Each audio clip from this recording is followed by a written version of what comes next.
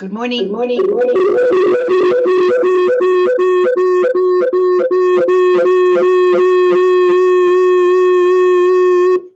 I don't know what that was. Hi, Carol. Hi. Hi, Carol and Carol. Hi, Lisa. Let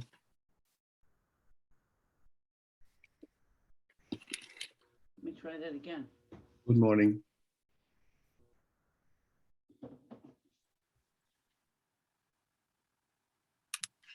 Hello? Yeah, better now. I don't hear the feedback. Wait, feedback. No, a little bit, right? A lot of feedback. Am I the only one? I'm getting it too. You getting it too? Yep. Hey, Carol, you have two devices on. I think that's a problem, right? Do I have what? What?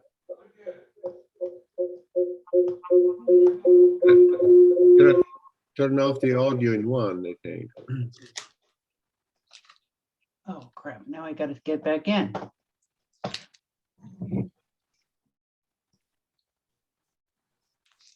There you are. There you go. Okay. Yeah, I think I had 2 meetings open. Oh, okay. Yeah, that's Okay. all right. Good. Ready to go. So, so what I would like to do is, I sent you some pictures, right? Some of Venice, some of Bologna. I was thinking, but today I would like to get into architecture a little bit and perspective, right? So I like the one at Bologna at night. Do you see that? Do you prefer Venice? You see that? I'm not getting Venice. I'm getting your iPad. Yeah, no, I'm trying to get that. Okay. But so what do you think about Venice, or choice between Venice or Bologna? I like Venice. Venice? All right, let's go with Venice then. So Wait, which Venice, Venice? there's a few, right? Let me see. We got, let me see. There is the one with the canal and the one with the Piazza San Marco. The canal? I like the canal. Canal. Let's go with canal. So I'm going to print it, right? And then as we print it, I'm going to go over some perspective because we need a few rudiments of perspective to do this kind of stuff, right? See how it works, right? All right, so let me see. Let me get the size. No, bigger. Good morning. Good morning. Hey, Angel, I have the train schedule for you. Maybe we can talk about this later. Can you repeat that? My mute was on. I have the train schedule for you. Oh, great. So I can tell you later. And my daughter's gonna pick you up from the station, because on Sunday the train does not get all the way to White House. We are Really? we are kind of lost in the middle of the countryside, right?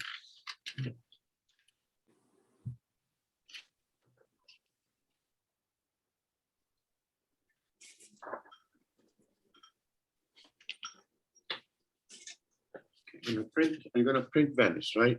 So let's print Venice with the canal, guys. So as we wait for the printers to do their job, we can go over perspective a little bit. I'm gonna have to break away at 10 to 11 for a video conference with a doctor. Okay. Okay. Yeah. Okay. That's it. So now you see, so Venice, we have Venice with a canal, right? That's okay. So, but before we do that, I would like to go over some perspective, rudiments of perspective, right? Okay. And we can draw together, but to figure this out, right? All right. So overall perspective works, right? Is you have to imagine this is a plane, right? a plane where the image is going to be projected. And on the other side of the plane, let's say here, there is the object we are looking at here like this, right? Of course, it's on the same plane, right? Here, this is the point of view. This is a station point of view, where the eye is here, the person that looks at here, right? So imagine that now I have these visual rays, like almost like laser that pierce, that from my eye go through this point to this point in here, right? As they go to this point in here, they pierce on the way, they pierce a hole in the plane, in the plane of view, right? So same thing here, pierce a hole, goes here, and then pierce a hole, goes here, and again here. So now I have the points here like this, plus this one here, pierce a hole, and then basically in the end, if I get all the points together, I create the drawing in perspective. Make sense? You Excellent. will. Right. Oh, Roberto, Leora is not available today to come to class. Oh, okay, then She said, please don't wait on her. watch the video. So let's go now. We go from like a 3/4 view. We go now here, and we look at this straight, right? We're gonna look at this plane here straight. So horizon line. We got the horizon line, and the horizon line is always at the level of eye view, of the eye view, right? So, for example, if I have a plane here, a plane where things happen, right? It's the frame, what I see, right? The eye of the viewer is at this level here. So this is the line of the horizon. So imagine now I have a square here, right? That I want to put in perspective. How do I do that? I imagine we have now a square here, and I look at this as if it were, if I'm here and looking down at my feet, I see the top of this plane here, and I want to put in perspective behind the plane. So that's my square. So what I do, I need a distance point. This is the distance point. Actually, no, this is the punto di fuga, the point where all the lines converge, right? Then on the side of this horizon line, which these are the distance point, I have point where outer line converge. I'll show you what they are. So first we do this. This is the square. From here, because there's a distance in here, what I need to do, I need to bring this measurement here onto this line here, but not simply bringing it up like this. I need to create a diagonal that brings it up here and here to this point in here. If the square were touching the plane, then I don't need to do that. And from this corner here, I can go directly to the distance point here and here. But because this has a distance in here, I have to consider that distance. And this is a method you do. I'm going to show you what happened. From here and from here, I now go from here and here, right? I go now toward the center here. Then I need to replicate this distance in here. So from this point in here, I go to that corner. From this point here, I go to that corner. And now see that the point of intersection between this line and this line here is the base of this. And the point of intersection between this line and this line is now the square in perspective. So when I have the square right against the base of the plane, I don't need to do this projection of the sides of this point here onto the base of the point of this of the picture plane, either with a diagonal or with a compass, like that. So now from here, this is easier. We're going to use this. This is easier. From here, what I can do, I can simply take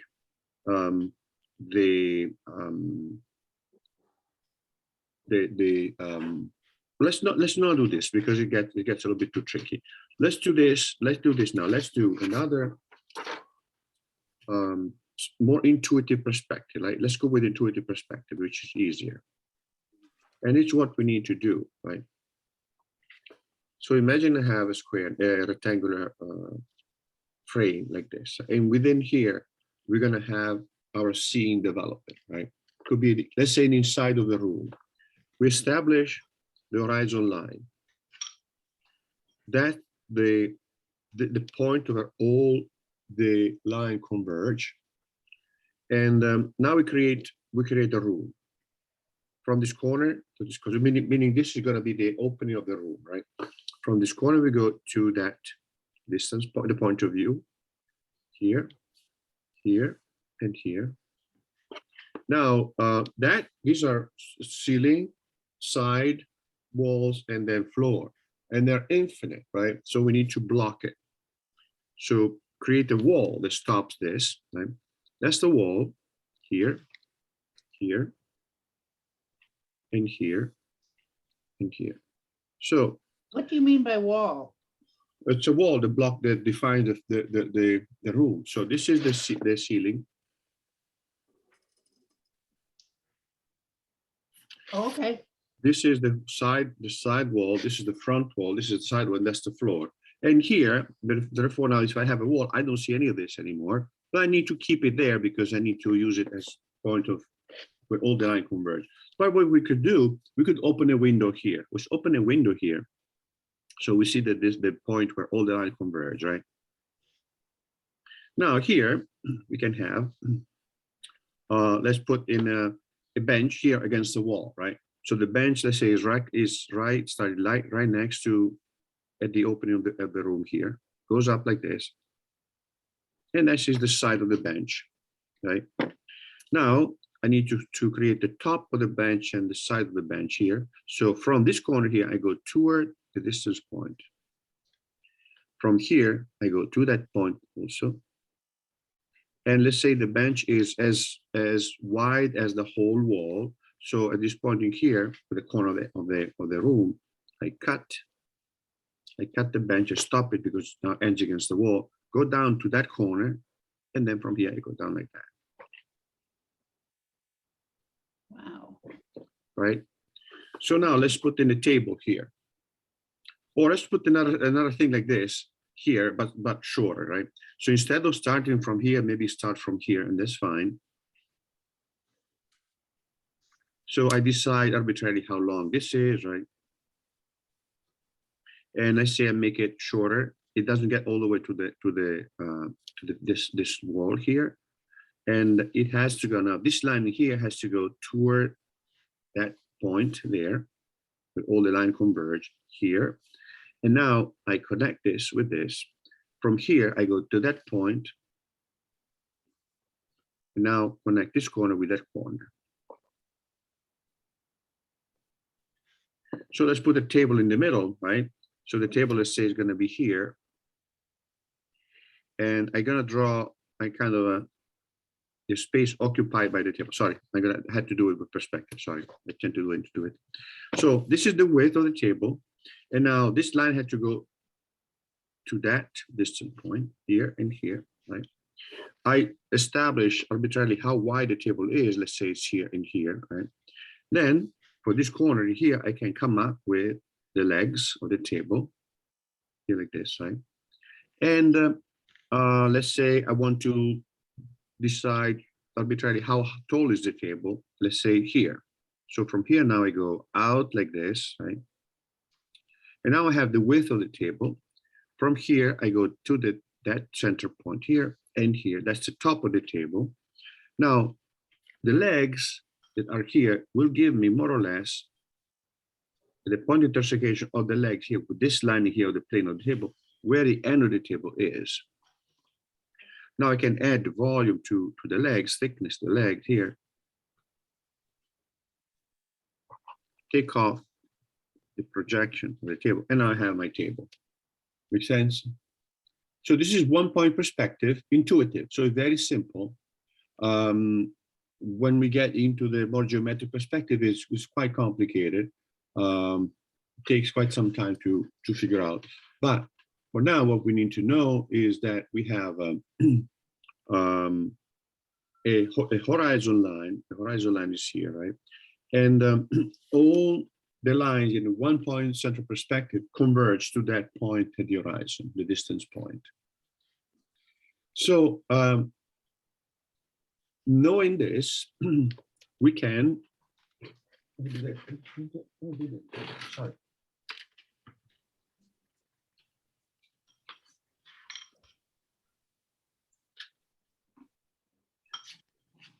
So knowing this, one more thing, right? And then we see how we can use intuitive perspective also for positioning people, for example, right? Let's imagine we have now a same plane, right? Same frame here. And we have the horizon line here like this, right? Like that.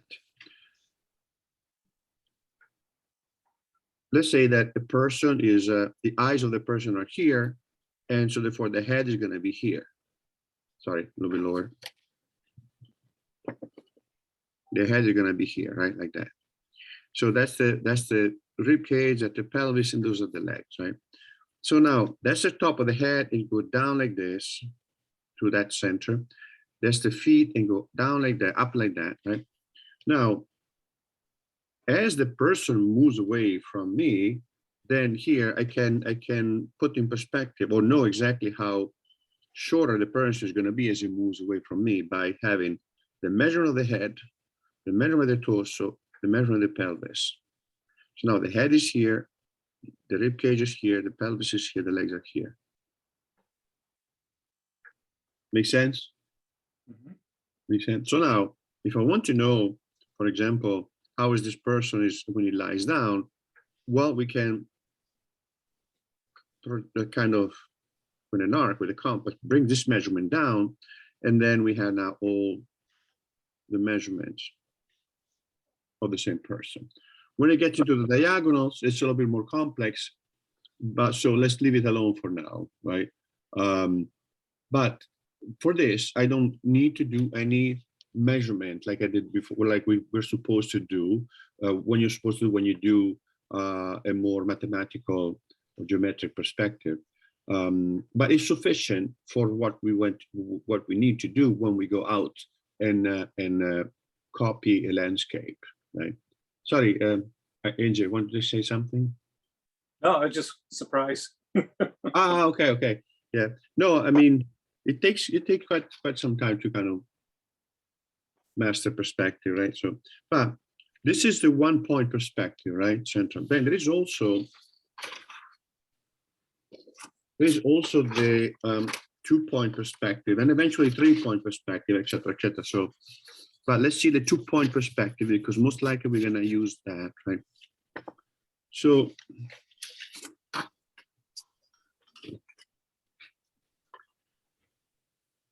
just our picture plane, right? Where the action happens, the horizon line is here, but now we're going to have 2 points where all the line converge, one here, for example.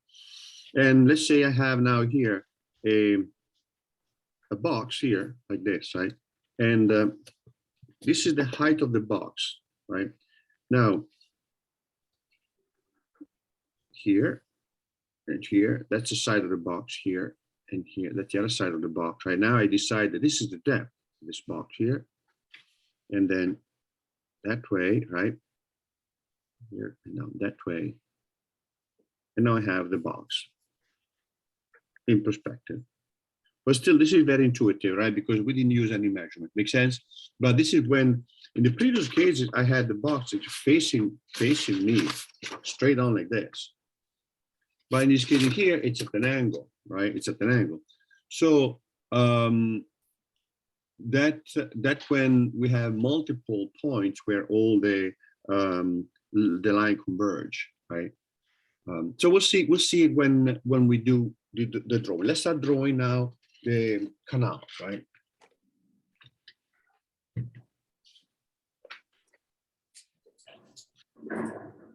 See that, right? So we have it here. We have multiple points where all these lines converge, because this house in here, the line converges this way and this way, right? This house in here turns, so they're converging that way and that way. That turn again converges like a different. This converges another point, right? But they all, like when I take this, all the lines of this will converge to the same point somewhere on the horizon. Because this is flat, this is the ocean, right? So this is the Mediterranean, so it's flat. We can consider that all the lines will converge in the same points. I'm sorry, at the same height, but in different points in width, right? So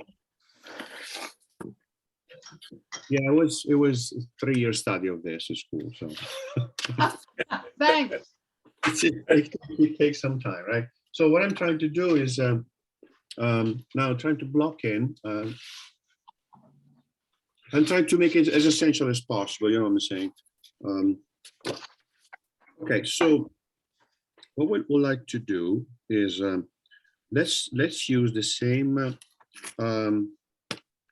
intuitive method that we use so far in drawing, in enlarging the frame, right?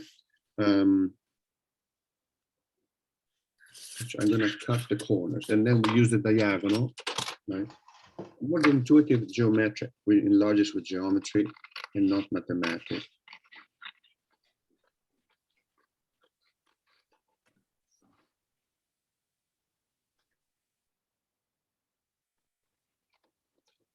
We're gonna do a sketch and then a painting.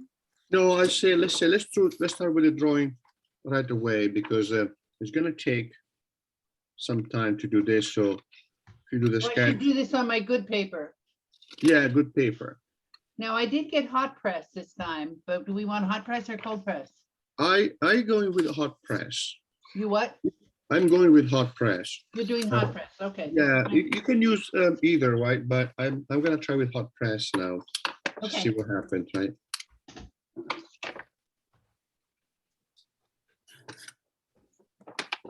Sooner or later, we have to tackle perspective, right? So let's see. Now I have here, at this point in here, right? And that's a starting point. So it's gonna be my corner here and here.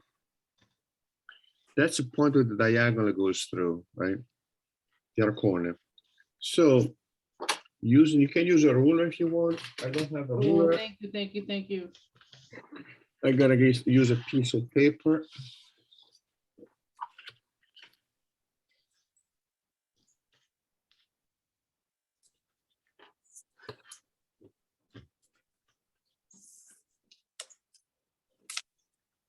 And I'll make it bigger, right? Make it bigger.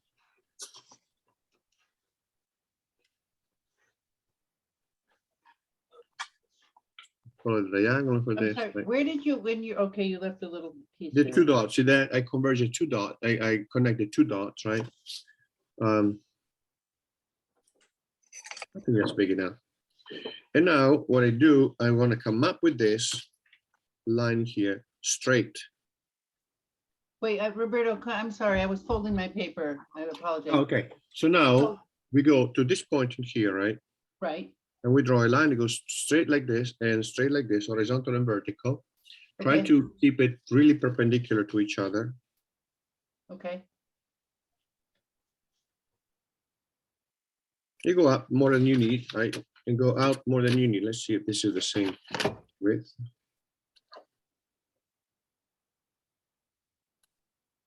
No.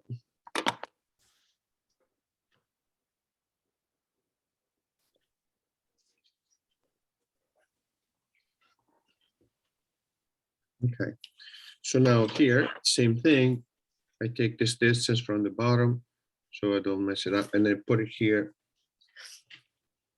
at the bottom here, and now create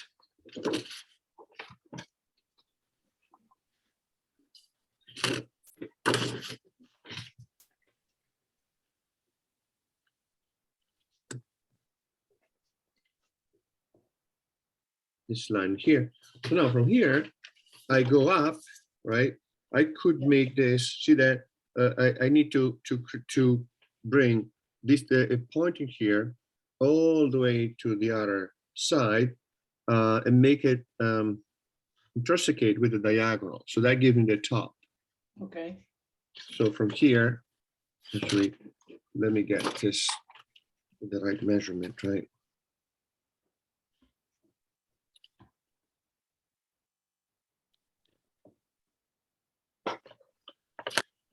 So that's the point, right?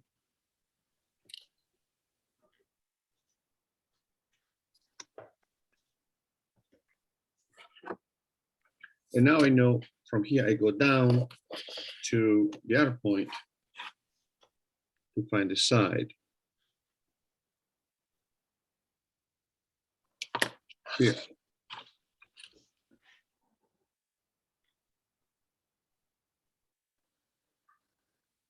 Now I have a rectangular frame that is proportioned to this framing here,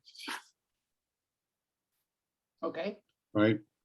So now we can make everything in proportion, but intuitively. So gonna clean up. We are there so far, guys. You're on the same Yeah. spot. All right. We haven't done the how do you make it bigger yet, have we? Which one? This one here? How do you, right, and we're going to make it the size of our paper, not the size of the photograph. Yeah, no, now we enlarge it, but we enlarge it more intuitively, right? Okay, So now I look at this, it looks like I'm halfway the width.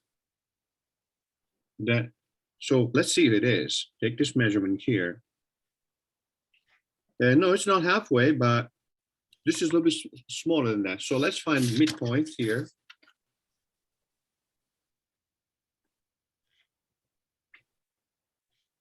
That's good. And make it a little bit smaller here. That's enough. Make sense? So actually, let me check again the ratio. I mean, we could create a grid, right? See that? All right, I had to have maybe a little bit more than that, right? A little bit more than that.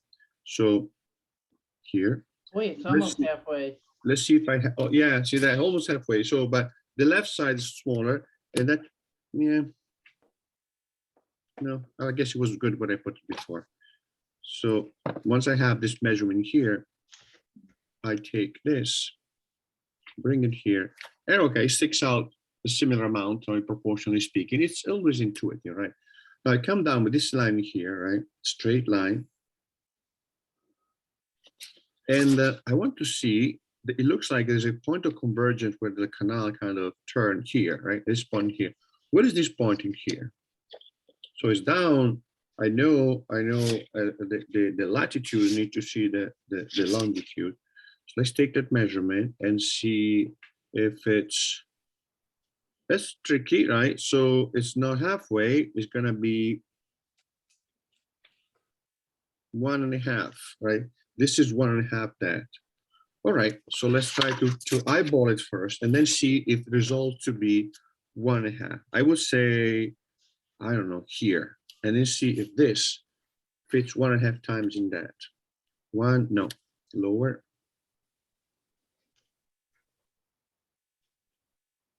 One, here we go, pretty much, right? So about 1.5 times. So you measured down to the, I'm still making up for past mistakes. yeah, Down so to the water?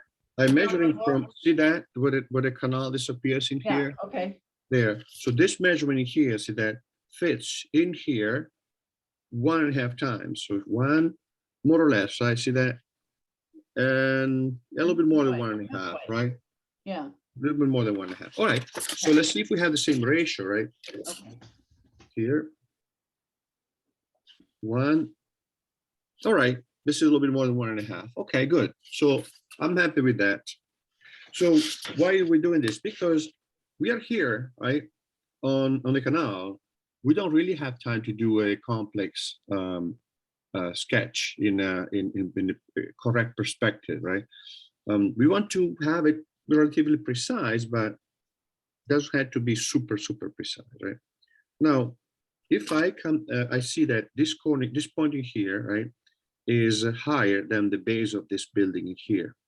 So I need to come down with this line here a little bit more than that point in here. And that, let's see where this is, right? 1, 2, this will less, a little less than 2. So let's see here. And now let's see if this fits a little bit less than 2 times. Yeah, okay. 1, 2, actually, yeah, okay, that's good. That's good. Now we want to block in this point in here, right? The point where this wall come down like this, right? And what is that? We can eyeball it, right? We can eyeball this block in here. And now from here, we go down straight this way, which will be less here. And that is the canal, right? Now, this is a little bit wider than that. So here, right? And oh, this is interesting, right? This corner here, this corner here is pretty much the same level as this corner here. So here, right? How wide? Let's eyeball it, right? And now we want to connect this point in here with this point in here to see if I have a similar angle. And from here, I can go up straight to find this first building.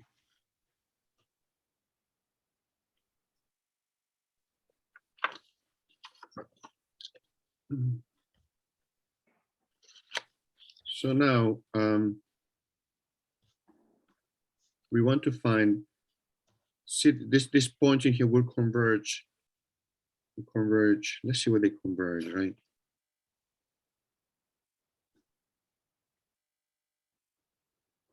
They converge about here. So let's not worry about that. Let's block in an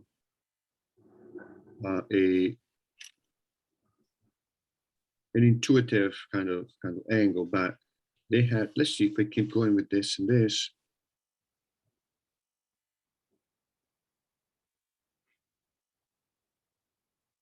Yeah, more or less, right? Maybe it's just steeper here and here. So now we take this off. And actually, let's block it in again because we have to have, so we find this point of convergence. So we want to find, keep this line going, right? And keep this line going. And see where they kind of converge a little bit higher than the water, a little bit distance from the house here. We need that because so that's the level of the water here, right? And that's the point of convergence. And this is from the house. So it kind of looks good like that, right? So why do we need that? Because now we can use that point of convergence to create all of these other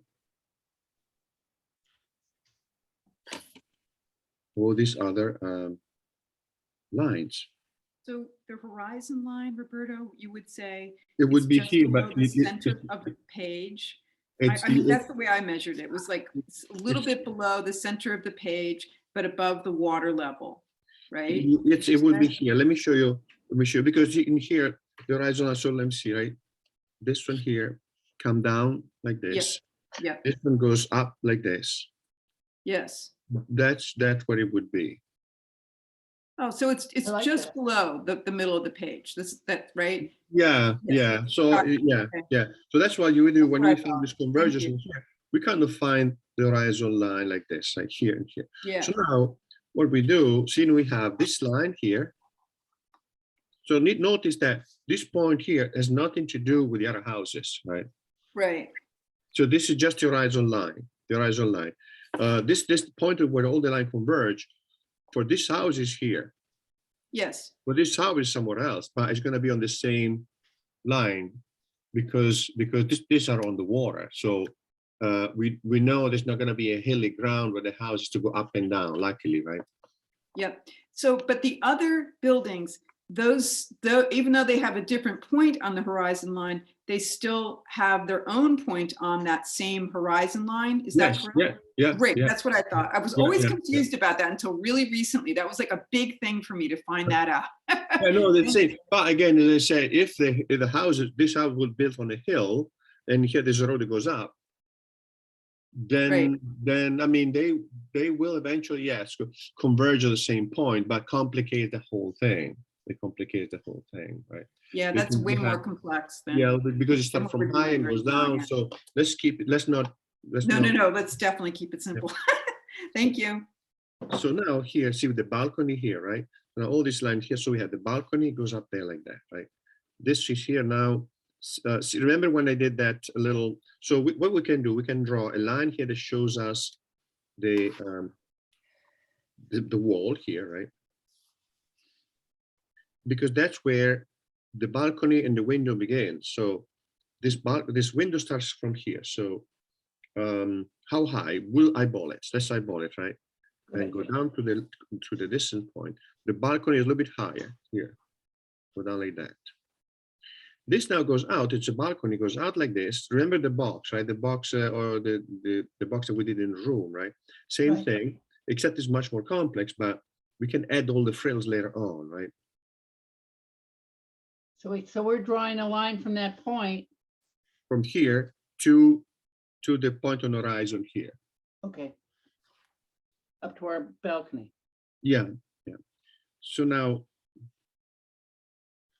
actually, I could have made it a little bit higher. I'm gonna make it a little bit higher.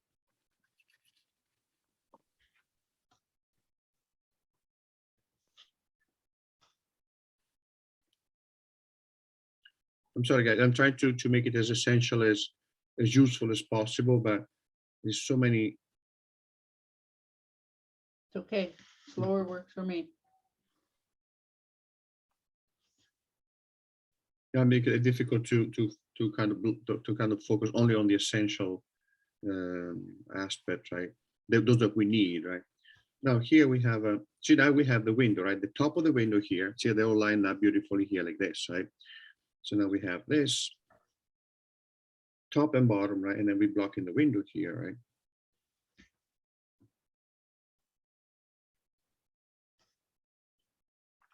So I think Venice started happening in the 5th century AD, when the barbarian invasion became more and more common. So people found refuge in the swamps, but and gradually, first it was only swamps, right, away from the land, but gradually what happened is they start building it. And since there was no firm land, with a few exceptions, right, because it was all sediment, except with few exceptions, there was no firm land. They took large trees, and the larch is very resistant to rot. The larch is beautiful tree because it's a deciduous conifer. So during the winter, loses the needles. It gets gold yellow and then loses the needles and then grow back. Anyway, so they took these larches and then they drove them into the mud, just one by one, packed together. So imagine you have a scene of a plot of a lagoon like this from the top, right? You want to build your house. This is all water and mud. You pack this with larches like this in the mud, deep, like 20, 30 feet, just tall that the larch is. And now you have this base of wood, and you build your house on top of that. Wow. So that's why the houses in Venice tend to be as light as possible in material, because they have to, they're put. I mean, that become a pretty solid foundation, because again, it's all packed wood, which is in the mud now, is no oxygen, so it doesn't decay. And in fact, they've been there for 1,500 years.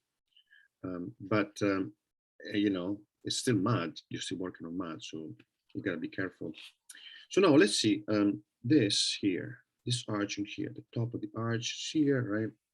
What we can do, we can find the center of the arch in here, which is down below the level of this column in between the windows. Let's say it's here, right? Now here we can find the peak, 1 and 2, and then create an arch that peaks in here and then come down that way, right?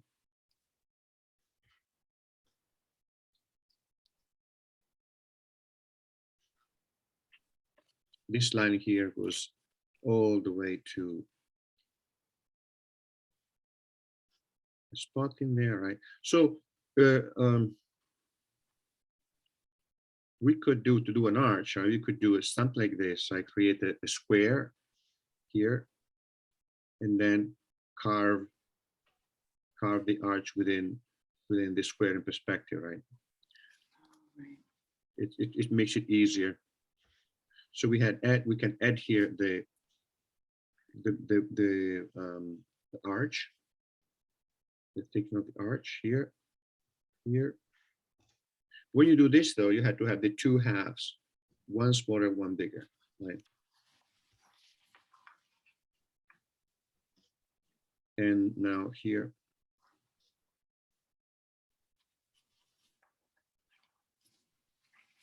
is the thickness of the wall.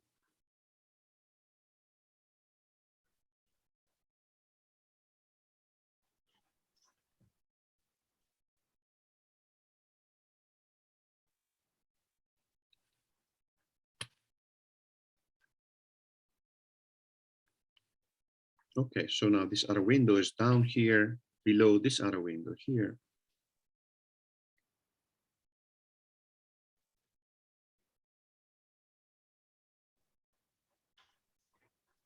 And second window is the balcony ends plus the sticks out. And we have this balcony with raw iron.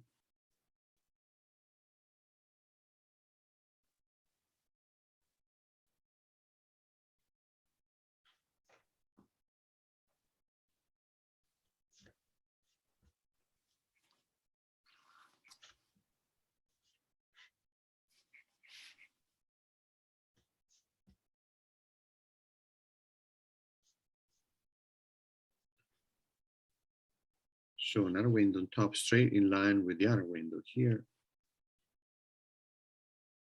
This big window there is also converges down to the center, but right next to, tangent to the balcony here, right?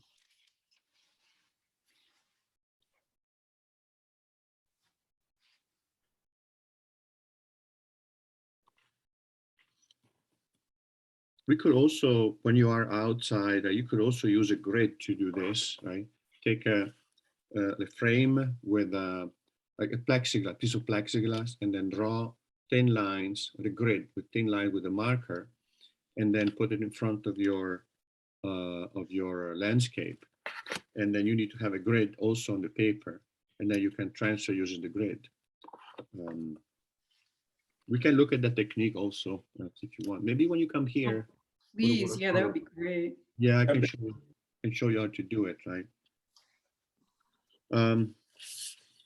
But I'm sorry. What size plexiglass? Let's say 5 by 5, 6 by 6, or something like that. Okay. And then we can mark, because then, you know, I think it's better to get it square, and then that gives you the possibility of creating all sort of different ratio height to width, right? You're gonna focus only on some aspect of the grid, and maybe you cover what you don't need. Once you decide the frame, you cover the grid that you don't need with pieces of paper. So you kind of select the frame. There's another tool for that. We can do it. They're gonna show you how that works. Right? Basically, 2 L's made out of paper. Yeah. Or the fingers. Right? People use the thing. But see that when you have 2 L like that, then you can kind of look at the frame here, right? And then you kind of decide your composition, etc. Like that. So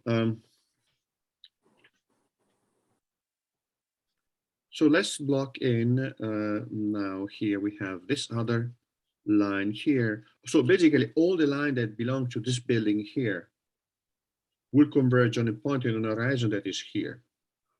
The other one will converge on another point on the horizon because they are at a different angle, right? So here and then down.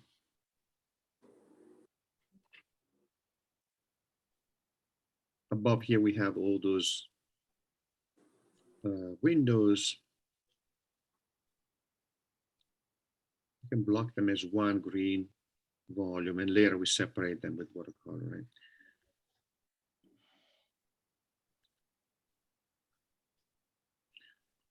So other windows here, right? So next to, so this is the green tall window. Let's draw a line here next to it here. Leave it some Line for space. the building. See that here, this green door window here. There's Yes, a line that divides the two buildings, right?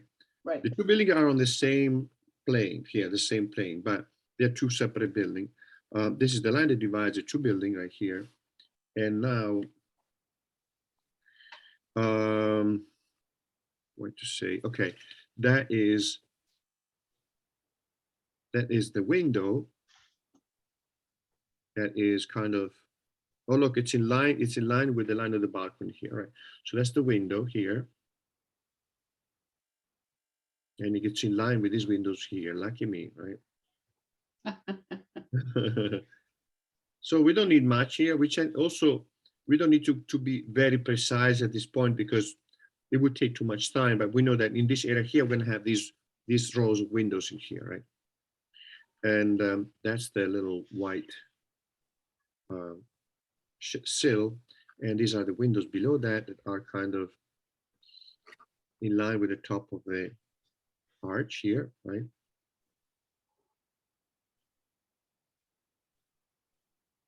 And that's the door, the entrance door. That's the entrance for the gondola, right? The people will get the boat, and the lower entrance is for the gondola. And of course, there's a these houses both have an entrance on the canal and an entrance from the calle, from the street.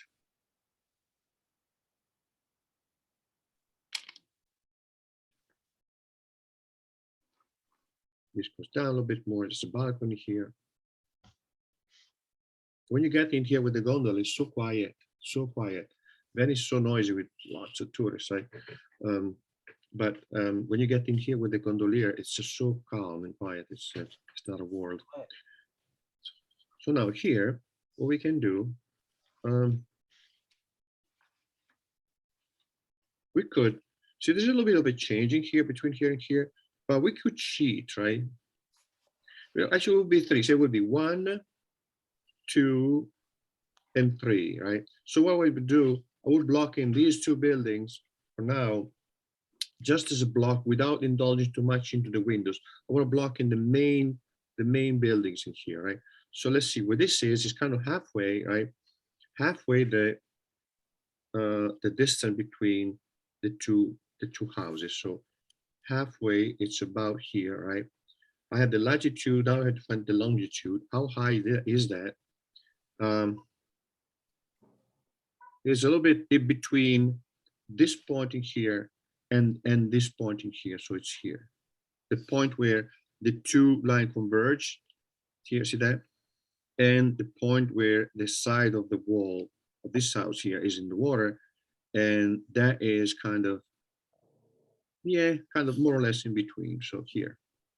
So now that is the base of that building. And with that, I go up. We can also start taking off some lines. So when you do a drawing like this in perspective with a technical thing, you end up with a jumble of lines that is just like a traffic jam in Los Angeles. It's just incredibly jumbled. You just can't find your way. So that's why eventually with ink, you ink the drawing, and then you get rid of the pencil.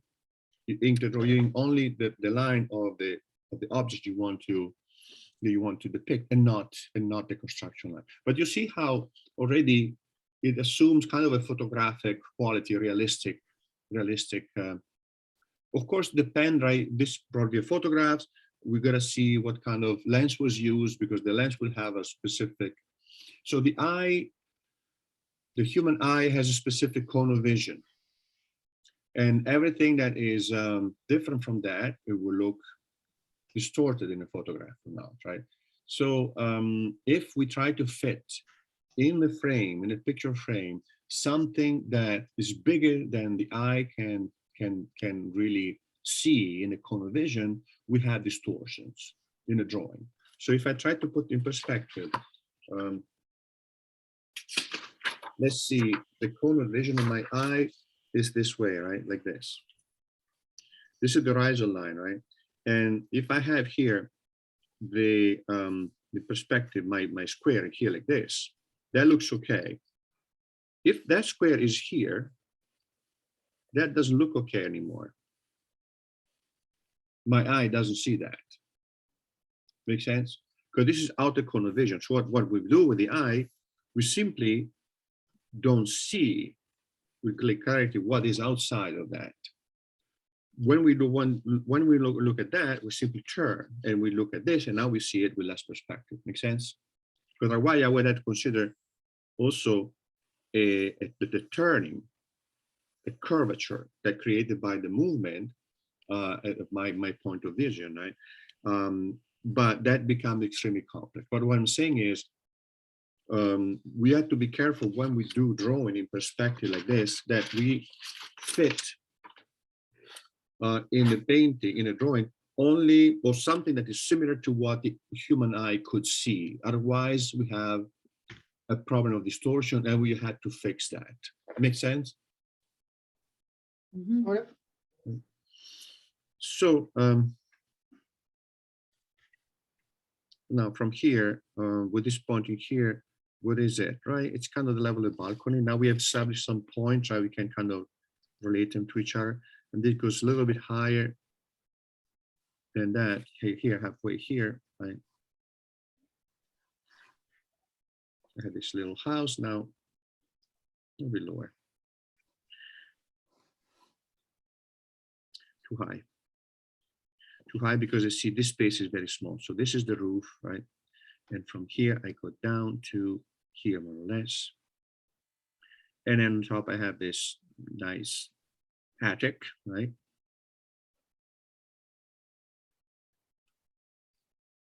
Which probably was for the servant back then, and now is a very multi-million kind of thing.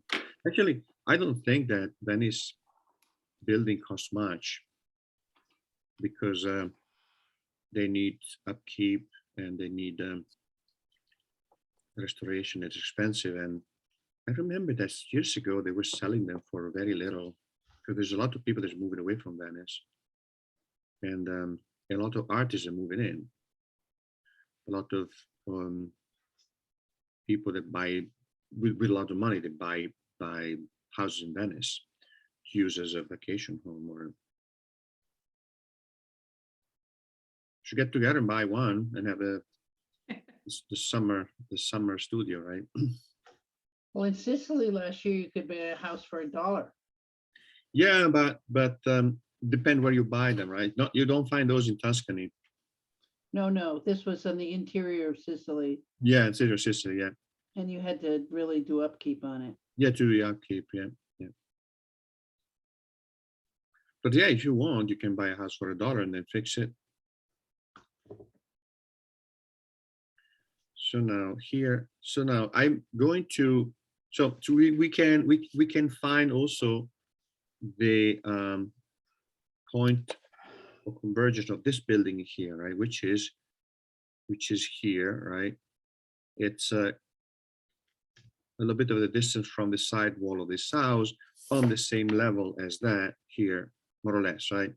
And now all this line here to converge that, see that? So now we did a good job, right? In the sense that it kind of works. So now, at this point, for that one, understanding how it works, we could do the same thing. We could find a convergence point of this too, right?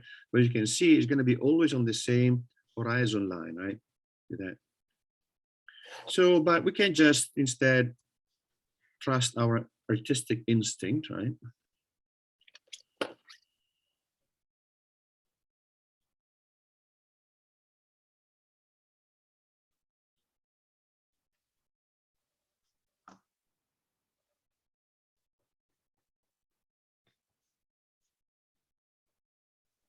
And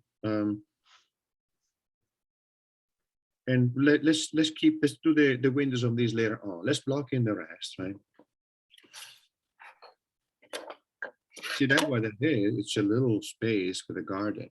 And the garden, they put plants in it so people don't peek and look, right? But this is a garden that connected with this palace here. It's clearly an expensive palace. Look at the marble. And they have a garden and you can have your private party, right? All right, so let's look at the width of this, right? And it's about here.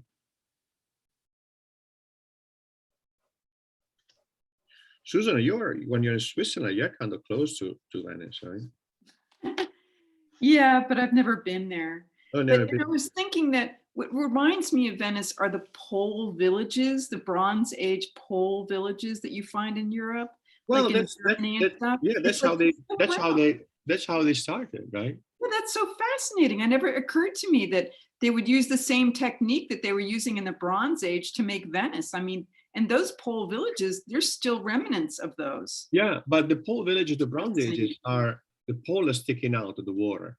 Yeah. These are sunken down all the way underwater, so you can build up to the level of the water. So you can build on top of them with the bricks. Yeah, that's where those people in the Yeah. Bronze Age were doing it too. They lived in the swamps, and they just renovated one in Germany, not that far from where I live. And I've been there a bunch of times. And it's fascinating because they basically lived on boardwalks, like in New Jersey. I mean, they basically Yeah. lived on boardwalks. It's incredible.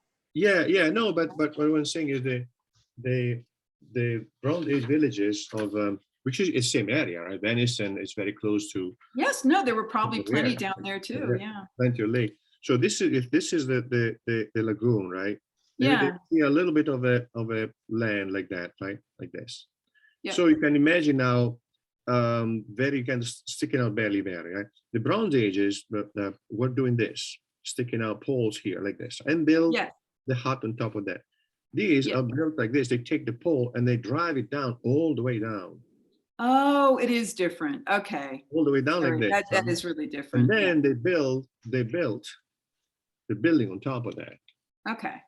So, but this is all in the ground because otherwise they would rot. But these don't because we are in an oxygen environment. They're in the mud and they last forever. That's But these are incredible. all large, which is per se very, very rot resistant. And they build on top of that. So, but that isn't, but probably it started like this. It started like this with Yeah. the palafitte, what's it called? Palafitte, the Palisades kind of thing. Yeah. palisade kind of thing with a hut on top, the Bronze Age hut on top. Yeah. Yeah, because Yeah, it really was cool. was the same people, right? Basically same. Oh yeah, it's amazing. Very And- inventive. Yeah, it's quite remarkable. But that's why the Serenissimo, the Venice had this when they eventually became very powerful, right? They had these lands in the inside and interior. One is at Bosco del Consiglio. It's woods where they have all this. They were cultivating all these woods, and the woods were. So now this one here. Let's see where Yeah, where but this do we have goes, a right? different horizon line for this side? Yeah, I'm trying to figure it out, right? See that here, right? They kind of seem to be converging in the same spot, or very close, actually, Yeah, very very close to it. close. So a little bit to the left of that, right? A little bit to the left of that. So instead of here, let's say it's here, right? So Can you make another mark where it is, please? probably here, it's very close. Okay, So, in that building, okay. so those woods were really wood, just big piece of land and mountain and woods, etc., were highly protected. The wood was very protected because that's where they would get the wood to make these palisades. So if Oh. somebody would cut wood without permission, you would put that right away, because Cool. it was part of the way, Venice was kind of, it was needed it to survive, and also mostly to build the warships, right? So now here is, we need to find this because that converges down this way, right? This is a book about the history of Venice. I can't remember where I put it, but it's very interesting. It goes through the whole history of Venice. Let me see. So here, 1, 2, let's say it's about a little bit more than a third, right, of the total height of this. So it's a little bit more than 1/3. 1, 2. That's good enough. And then we change it if we need to, right? So from here now to this point of convergence, right?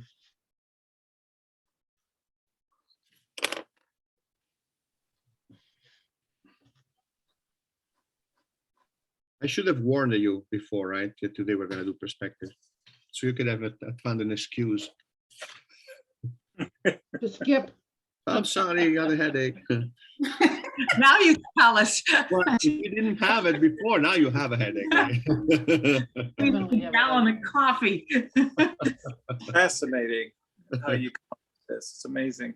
Yeah, it's the whole, it's a whole perspective, right? The Alberti's perspective. This is the simple one. Especially all these vanishing points that you read up on stuff. They don't tell you, oh, you can move the vanishing point. Well, if depending, right? Because you see, it's going to be, in this case, all the vanishing point are going to be on the horizon line, right? But depending how the building is oriented, all the lines are going to converge on a different point on the horizon. Right.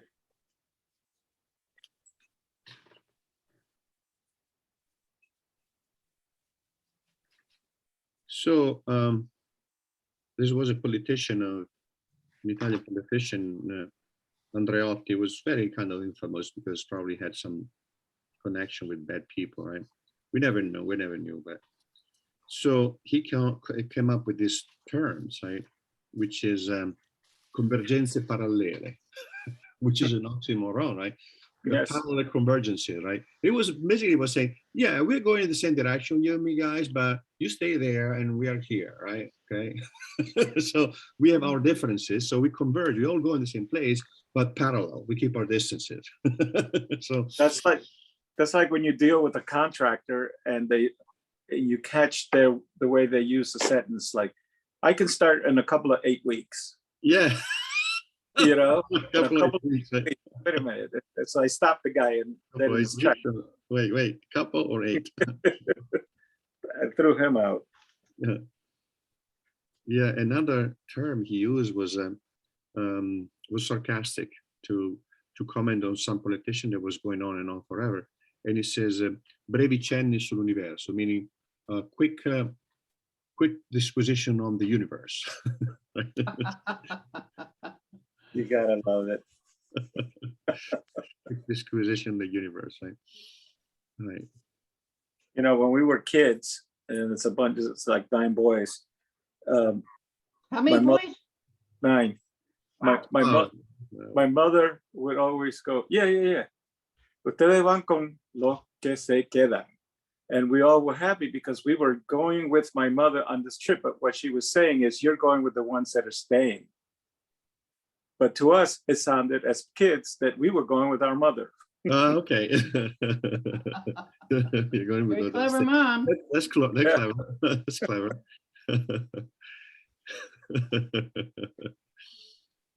See, all these kind of convergent is pointing here. See that here? Whoa, wait, we're back to drawing. Sorry, I was telling stories.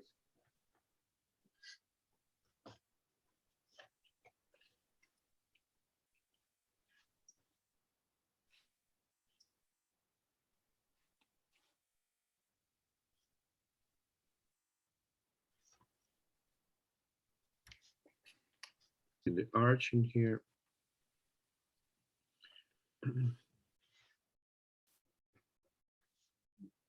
This is a little bit lower, right? This is a little bit lower, so lock it a little bit lower.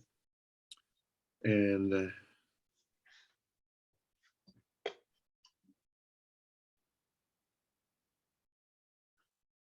so you see how if you do something like this, you can do this much faster, less precisely when you are, let's say, on the bridge here. Clearly, this was taken from a bridge, right?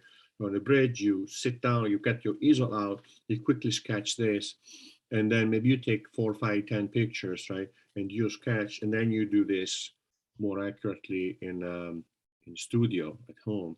Or you could spend like 4 or 5 hours doing this on location, and that's fine. But not everybody has that kind of time. So okay, so now this other window here, we find the top. Let's find the top of these windows in here. See, here and here, right?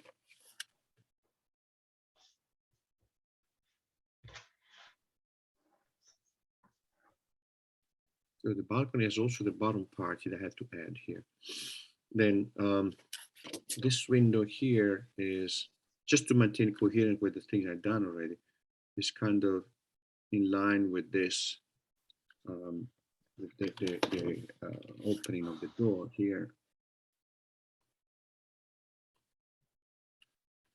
This lining here is close to the corner of the frame, a little bit higher.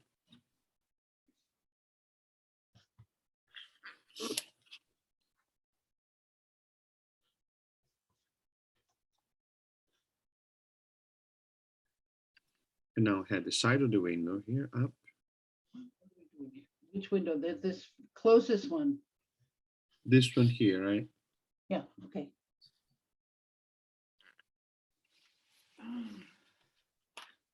See, also this bar, it goes converges the same plot, same space, right?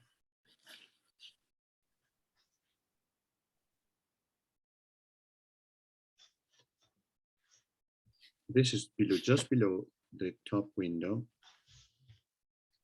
Find the top here.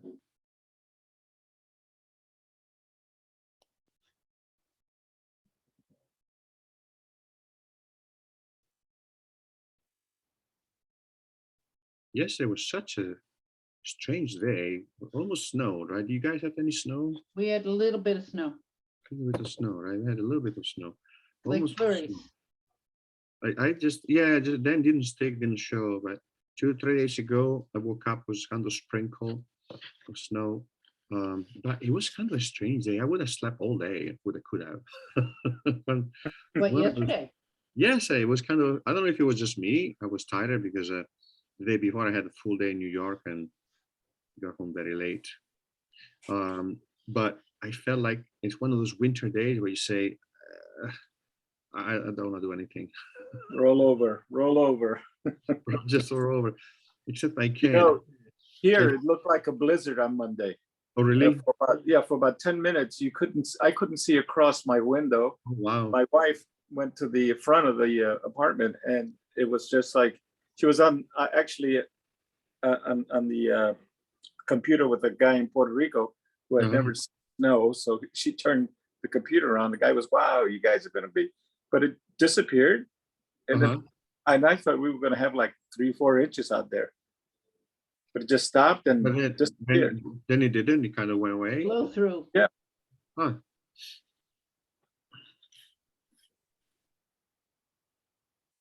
Yeah, we have the same weather. Same now. weather. Yeah, it's raining Lisa. today, but it's been snowing, yeah, but not much. Lisa, where are you located? I'm in Newtown Square, Pennsylvania, so I'm just northwest of PA. And we had just a little dusting in the air, okay, little flurries. If you weren't looking out at the time, you would have missed it altogether. Yeah, That was it. that's yeah. what we had. And Susan, where are you now? I know you. Well, I'm in Switzerland, but the thing is that where we live, it's the same climate that you have. It's the same, except we do have some palm trees where I am. But then when you go south, it's just like Italy. It's a Mediterranean climate. But in the middle is the Alpine climate. So where I live, it's more like the plains of southern Germany. Do you know what I mean?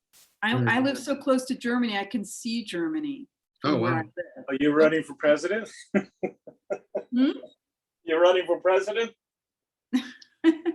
No, it's that I can see the country from here, from my Yeah. village where I live.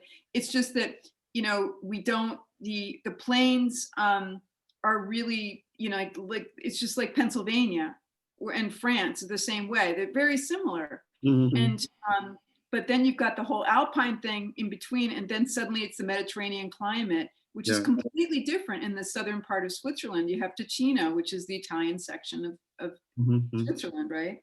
Canton It's Ticino, really yeah, weird. yeah. I It think one sounds of the- like great food. Oh yeah, you can't beat the food. I Yeah. think one of the greatest things is traveling by train from Switzerland through that long tunnel into Italy. Oh, the Goddard, yeah. Oh my It's a lot God, what a faster night now. and day difference. It is completely different. The weather is utterly different. You start in the one end, and by the time you're done, but if you come out in the high part, which you tend to do, you can still that northern part of Ticino, it can be like 10 feet deep in snow. You really have to get down into Bellinzona or those Locarno, those places before it goes away. But Mhm. it's fast. That's what's so shocking about it and beautiful. You feel like you're coming, from like Oz, you're going from Kansas to Oz when you make that trip, right?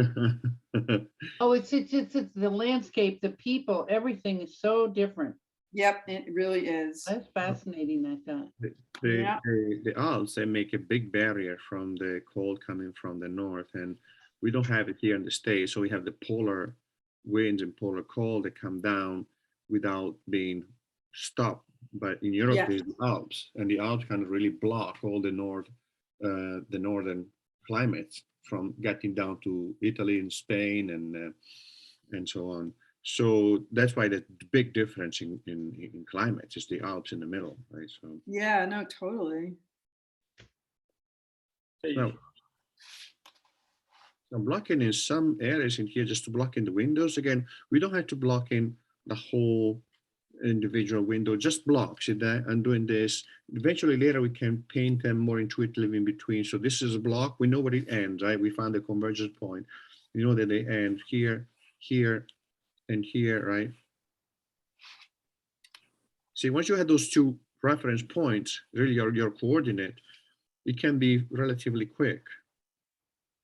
Note relatively, right? Yes, no, duly noted.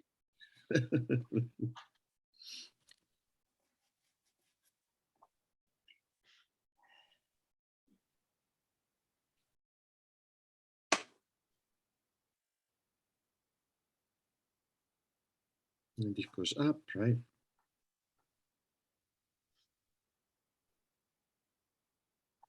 When this last time I went to Venice, I took the kids there. They were kind of, the jaws dropped when we took the gondola and we were around, right? And they were quiet. So, strangely enough, right? And the gondolier was saying, "Oh, that's Goethe's house. Oh, that's Marco Polo's house. Oh, that's." I said, "Wow, Oh, that must be so Schiller house, cool. right? All these things. This is really, I mean, the people really existed, right? And they lived here." So, I mean, of course, they lived there in the sense that Goethe stayed there I don't think he had maybe stay there, right? But for some time. But Mhm. still, it's one of those situations where you think, wow, it's history, right? See, we saw George Clooney's house. Oh, like Lake Como, Lake Like, Garda. come on. No, in Venice. He had Oh, on one of the okay. islands in Venice Venice. now, He and his too? Oh, wife wow. bought a big property there. Hmm. Must be nice. We didn't go in. He didn't invite you. He didn't invite you We're in. not invited, That's rude. no. That's rude. Yeah, I thought so. All right, so I think we got enough to get started, right? So what do you say? Shall we get started with some watercolor? But we got our landscape, right? It's sufficiently precise, but not too pedantic. Again, you can push it as much as you want to get all the detail that you want, but again, we just needed an hour, right, or so to do this. And then from here, start blocking in the colors. So, all right. This You need was a minute? exciting so far. You need a minute? Yes, Okay, Just a minute. sorry, thank you. Yes, please. or two, right? Don't be shy. 2 minutes we can do. My husband says, he says, take two, they're cheap today. I'll take 3 if they're cheap.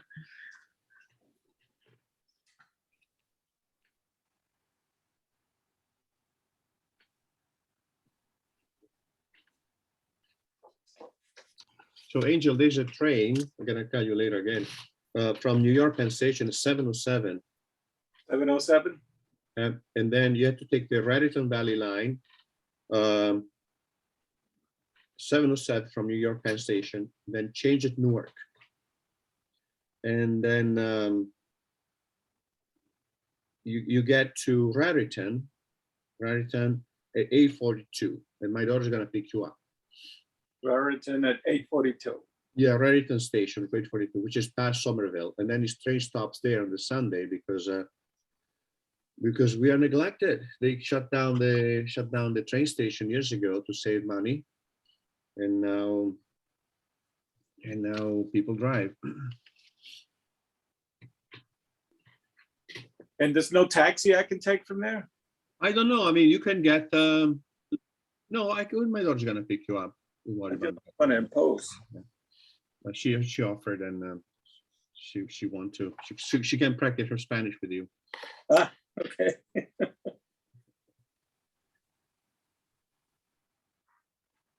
Did you send out your address?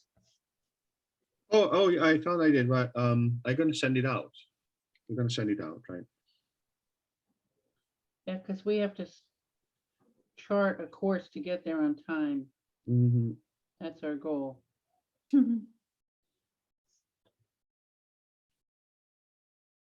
How many are coming?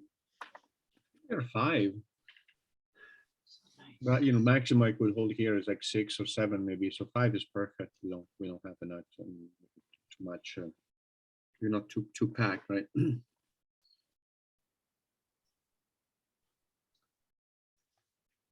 When we were drawing in Lambertville, I think I left a little measuring tool. I don't know if you found it, a little Oh black. no, I know I didn't, but No, okay.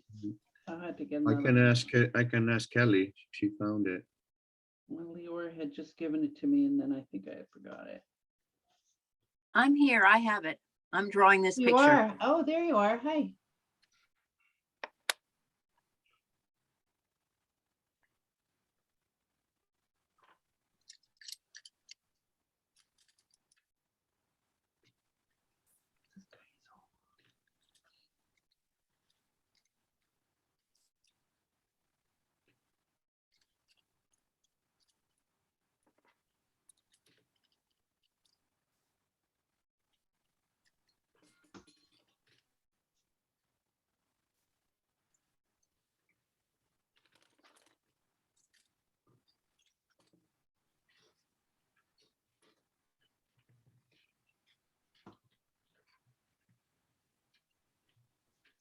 Would you use the same technique for mountains?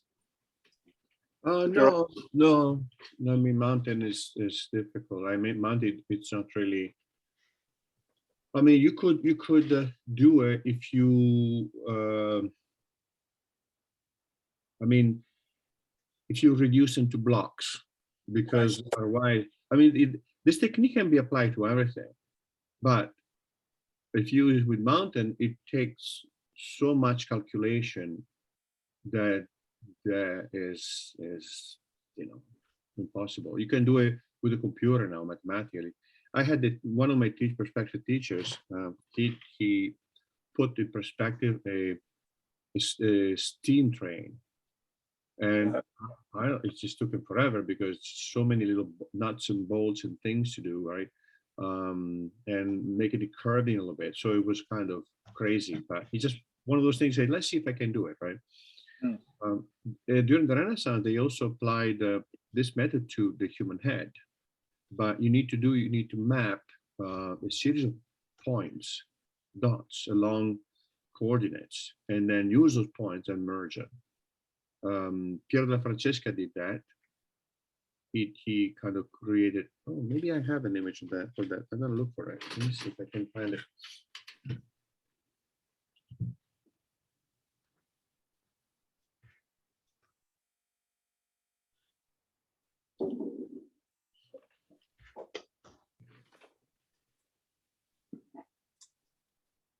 I think it's here.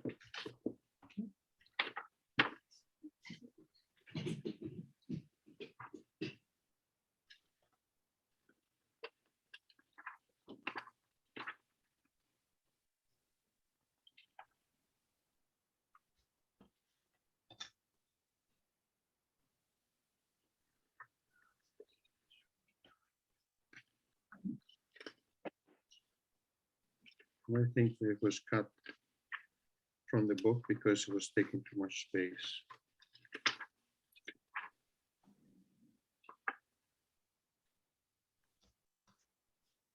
Yeah, I don't have it, but it's Piero Francesca did that. He used heads in, oh, there it is. I have it. That. Yeah, I was just looking at that. So what he did, he just measure each point, and then see that the front, side, front, top, bottom, and then you can put the head in perspective using the same method that we have used so far. Projecting on a plane.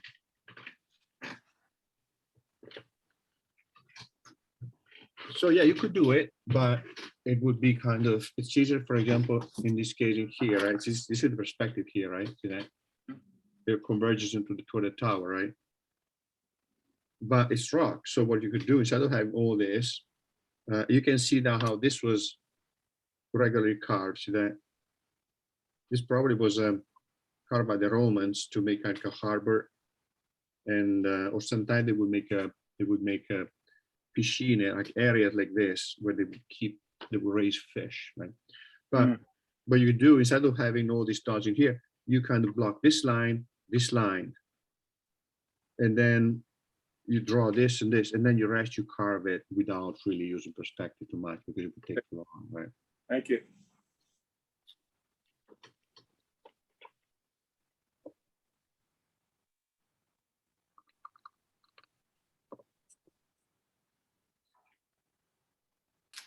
So the sky is, we could make it a little bit more golden than it actually is, kind of give it a golden glow. So from Venice, Venice is so connected with the water, right? That you don't expect to see the Alps from Venice, but there are days when it's wind in the winter, when it's windy and cold, and the humidity in the air is very limited. You see the Alps with snow on it from Venice, and it's surreal. It's almost like a theatrical stage. I've seen it a couple of times, rare to see, because usually, as you can imagine, a place that is on the sea has a lot of humidity in the air. So, but in windy day, because in that area there's a strong wind that blows in the winter, in the Bora, you can see the Alps with the snow, and it's just incredible view. So you get that warm wind too, that we call it the fern up here. The And it fern, comes through the mountains and it blows really hard through the mountains and it's completely warm. It's really strange. yeah, I never got it. I never got that, the fern. But I know it's you know, it's a wind that is just typical of that region there, the region in the north, right? So Oh, it's fascinating. Yeah, it's completely weird.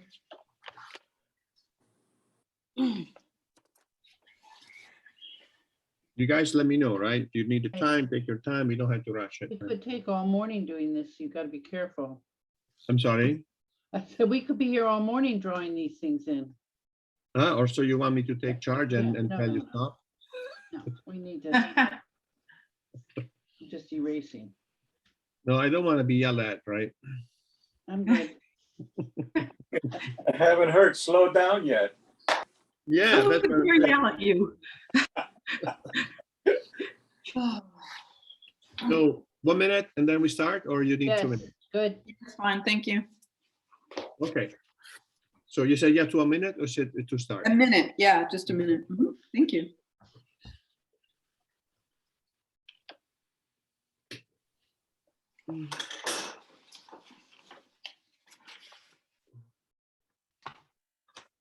The San Marco horses, you know, the famous horses on top of San Marco, the golden horses, they probably come from Constantinople during the Fourth Crusade.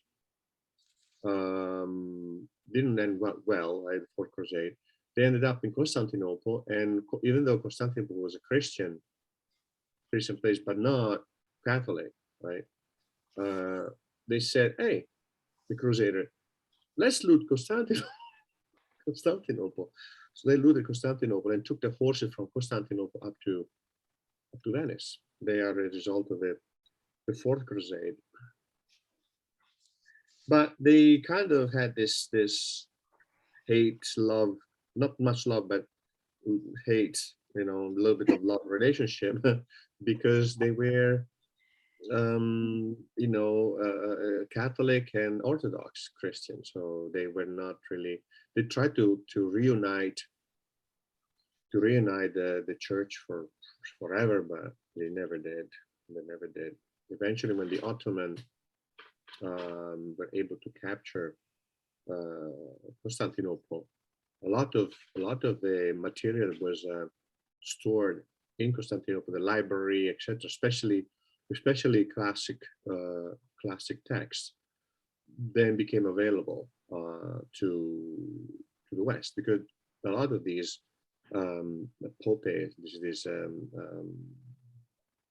religious figures of the also nobles from Constantinople, ended up in Florence, and they brought along all these texts that before were not available to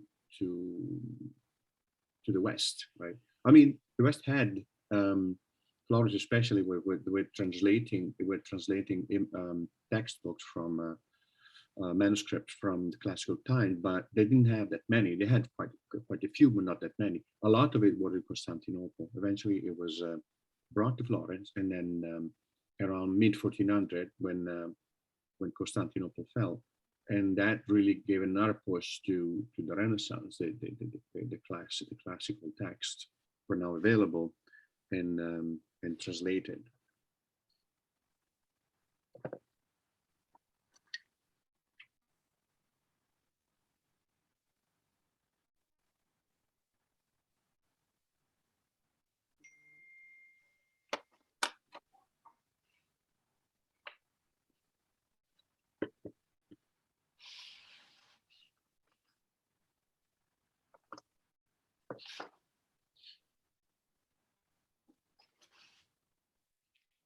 Yeah.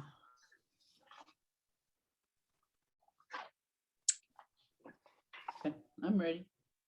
I'm Ready? as ready as I'm gonna be. Let me put it that way.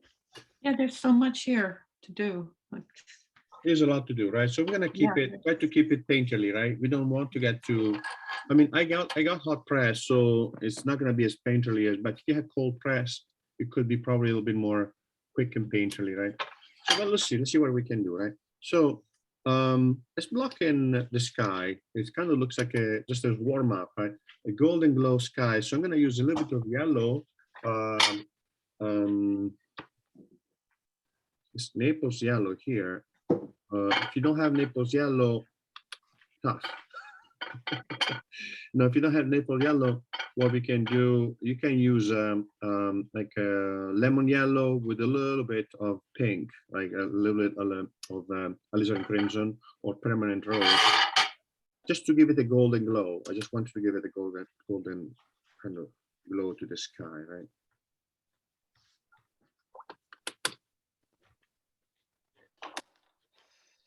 But Naples yellow, you know, Naples yellow is very useful yellow because it's kind of delicate and reminds me of eggnog.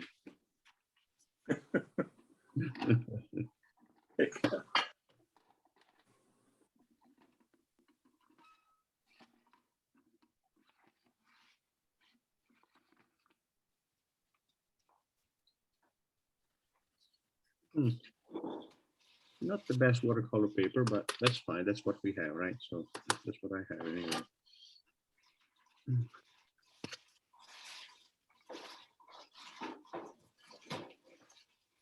So I also would like to block in now, start blocking in this color here, right? This building here. Suddenly the whole thing slow down, right? So this red wall here, right? So I would say English red in there with a little bit of yellow ochre. Notice I didn't say Valenciana, I said English red. Okay, so English red in my book is It's a Indian bird, red. Wait, it's Valenciana with more yellow in it. Indian red, Venetian red. Venetian red, yeah, let's do Venice, right? So I think it's Venetian red is good. It's good.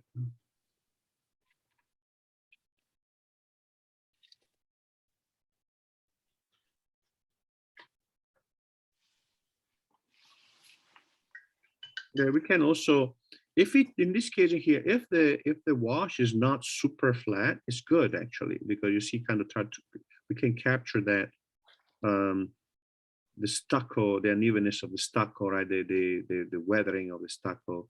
So it's good if you don't have a very precise wash here, right?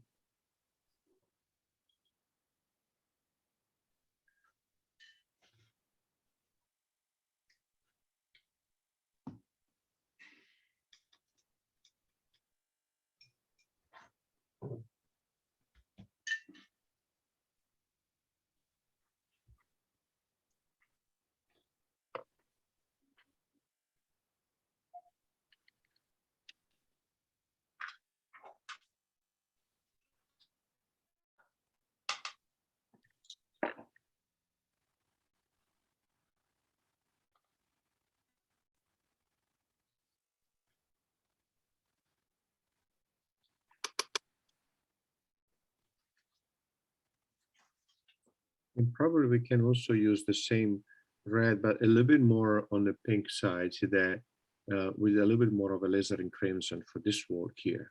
But that's just like cooler and lighter to that. So we can mix, can use Indian red. Indian red has a kind of slightly, well, yeah, because this is more Indian red. Indian red tends to be more on the violet side.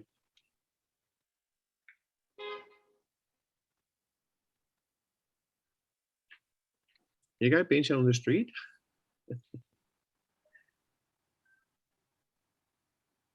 Like that. See that kind of a little bit cooler, right? Which one is that you're using? It's Indian red. Oh, okay. It's a little bit cooler. If you don't have it, Indian red, you can use any earth red with some alizarin crimson in it. It should cool it down a little bit. Yeah, I've got it. I have it anyway. Thank you very much.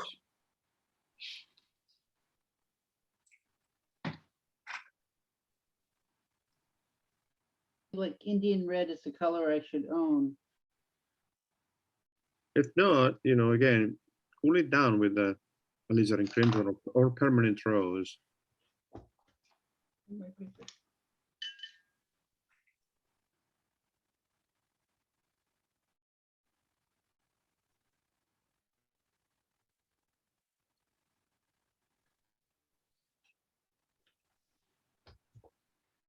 Later, I might darken this side here of this house in here. And now I need to lift this though, because it's too dark. There you go.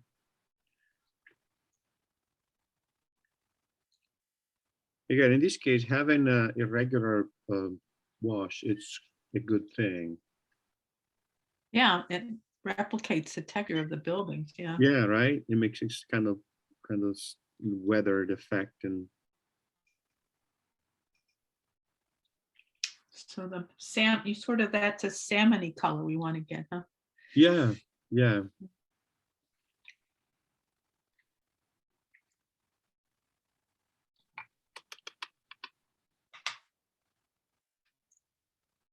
So I was thinking, see for the building here, for this building here, see how if we try to paint around the window, we'd go crazy. We will. So we can paint that yellow ochre color here with actually with a little bit of maybe cadmium lemon here, right? Because it's not just yellow ochre. Put it all over. Don't paint around the window. And then we put the windows on top later with the green. They're darker anyway. They should be okay.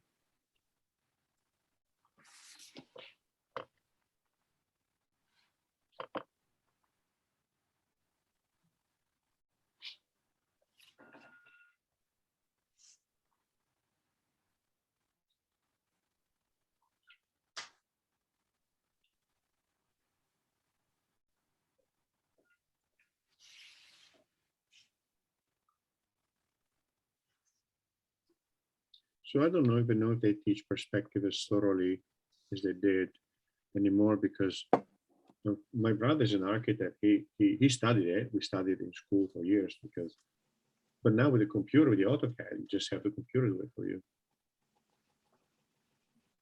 Brother has a ton of careers. Hmm?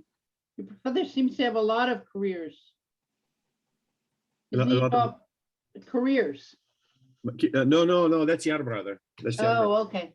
Yeah, no, that's Romano. Romano is that does not live in Rome, but he's the architect. Oh, okay. So I was gonna say he's in the hotel business and the IT Yeah. business. Yeah.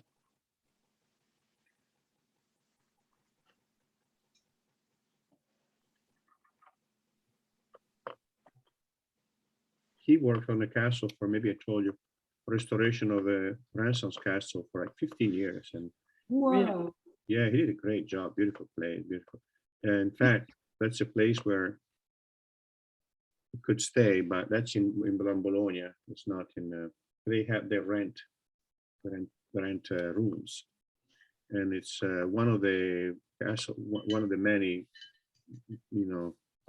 castle and building that of one of the most rich families in Bologna. It goes back to the 1400s, 1500s. Bentivogli. And they're marquis, and they are not nice people. I visited the castle when my brother was was restoring it, and I helped him to make some reliefs and take some measurement, right? With we need to fix the stables, he showed me. He said, "Look, come and check this out." And at the entrance of the castle, there's a plaque on the wall that says commemorating that there in this castle was hosted the SS brigades of I don't know what. Oh, really? He was proud of that, and the SS brigade in that area committed atrocities that they killed 1,800 civilians up in the mountains, just babies and stuff. And this guy has a plaque commemorating. They're proud that they stayed with him. That's Jesus, right? So, Gosh.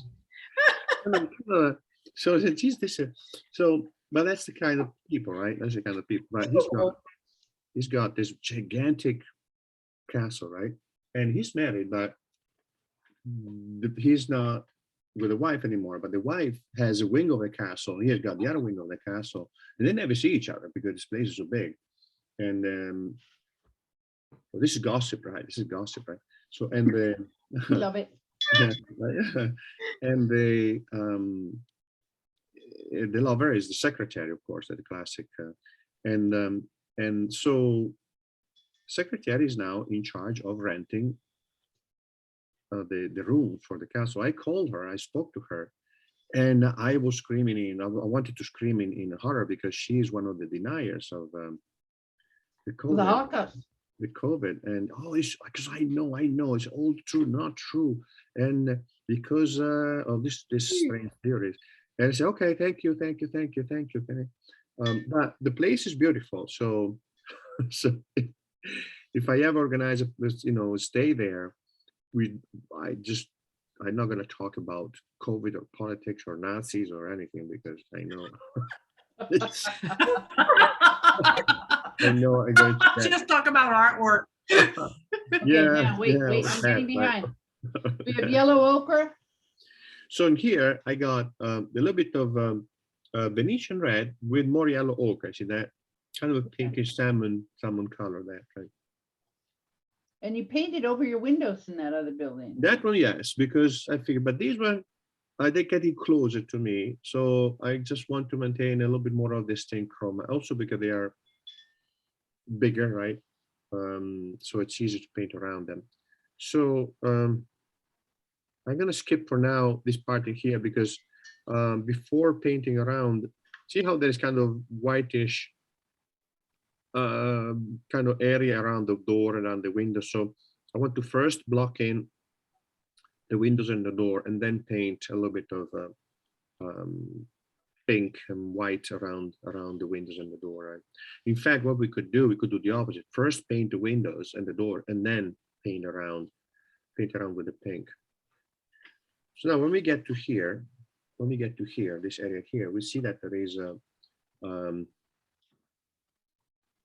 there's a white of the mortar, right? The white of the mortar. So I would block in a very, very weak wash of violet. If you have cobalt violet, I think that's the time to use it. Which violet? Cobalt violet. Cobalt violet, right? Cobalt. You see how- What other violet? Oh, no, last week we had a whole different one. Yeah, we have ultramarine, right? Ultramarine. Ultramarine, I had to go shopping to buy that. Yeah, right. No, I need to find my cobalt violet, so I'm gonna go look for it. You can keep working with this. I'll be back in a second. Oh, well, got it.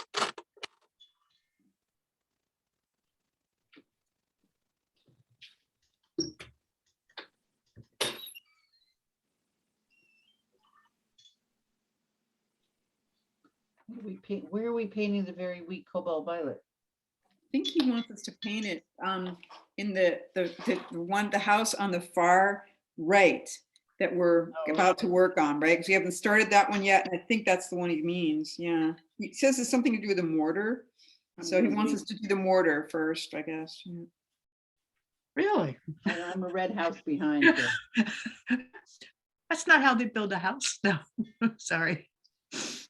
Oh.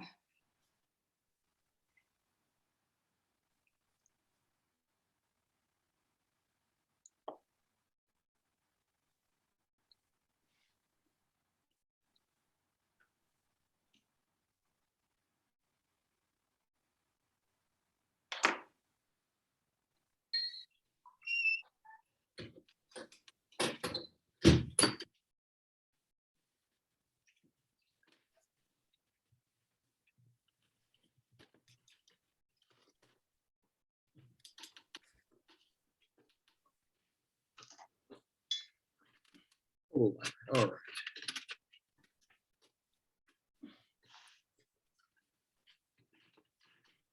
See, you put the wash of cobalt violet there, right? Just very delicate.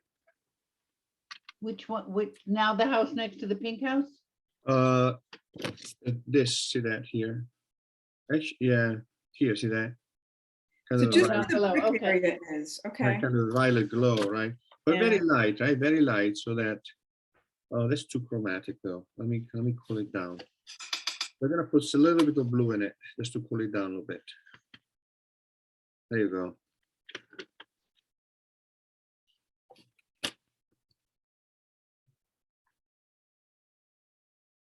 Just to get that base of mortar that is kind of violetish, pinkish, probably because of the light, right? The reflection of the light, or not, right?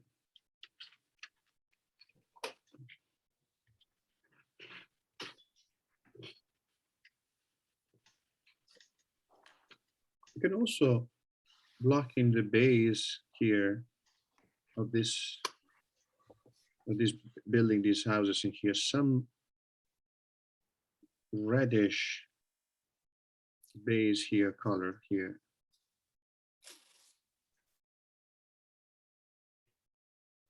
But I would leave the center light because should block in the window before we get some color in there, right?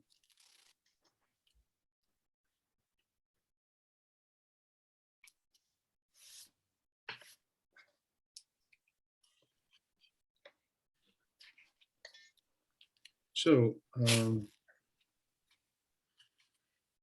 this color here is going to be a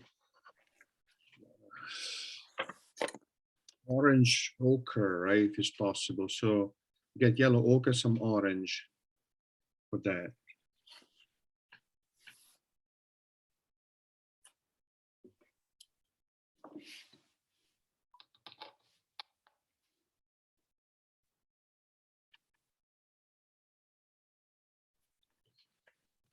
No, I was telling yesterday night I've slowed down because I stopped drinking coffee. So now I'm much more relaxed. Before I was like, quick. Oh, I didn't realize this is relaxed. Okay. I'm sorry. I didn't realize this was relaxed. I'll relax. You gave up coffee? No, I do I love couldn't coffee. survive. I like it too much. That's a problem. I You get. can't give it up. I I agree get. with you. We'll see how long. Okay, I we last. we did that. We did that violet all along the bottom there. Yeah. You All right, you I'm got- catching up. You got okay. Because now what I'm doing, I'm mixing a little bit of orange ochre, right? Red ochre orange. So I'm taking some yellow ochre, get some orange color. This ochre is not kind of giving up. Let me see. Do you drink tea, Roberto? Yeah. In fact, I got the cup of tea. It's as we speak, right? But tea has more caffeine than coffee. Yeah, but I drink less, right? I drink a whole four cups of espresso in the morning. So Yeah, that'll get you going. I'll begin to All we You're need old. is all the students to drink a lot of coffee. yeah. so I start off with a big cup of Bustelo here. A cup of what? Bustelo, What kind of coffee is that? Is that it's what we grew up drinking. It's more like an espresso, uh-huh. but we drink about a 3/4 cup with a tinge of milk in it Oh, okay. and a ton of sugar, which I don't use. Yeah, I don't drink the sugar with the coffee. I like it better. I'm gonna try that. But for now, I need to kind of detox for a while to see if I can calm down a little bit. Because then I can't sleep, I have the whole thing. Right? So, all right. So, ochre, right? A little bit more orange, right? Yes. A little bit more orange right here. More. Excuse me, I'm gonna have to break away. I'm gonna keep this on in case this appointment lasts only like 15 minutes. Okay. All right. All right. Thank you, guys. See you soon, See you hopefully. next week. Or no, Sunday. I'm looking forward to that, really am. Yeah, and then I gotta send you this, all you guys the address, and Angel, I'm gonna send you the train time and schedule, right? Okay, thank you very much, appreciate it. Stay You safe. did send the dress, Roberto. I just didn't write it down when I saw it. I have to go back and find it. Okay, I'll, if you wanna, I can write it down now if you want. Let me see. Okay. But you're not crazy. You did send it. I write it here so that kind of gets subliminal. 15 Old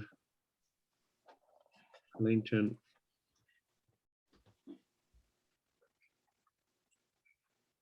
Road, Flemington.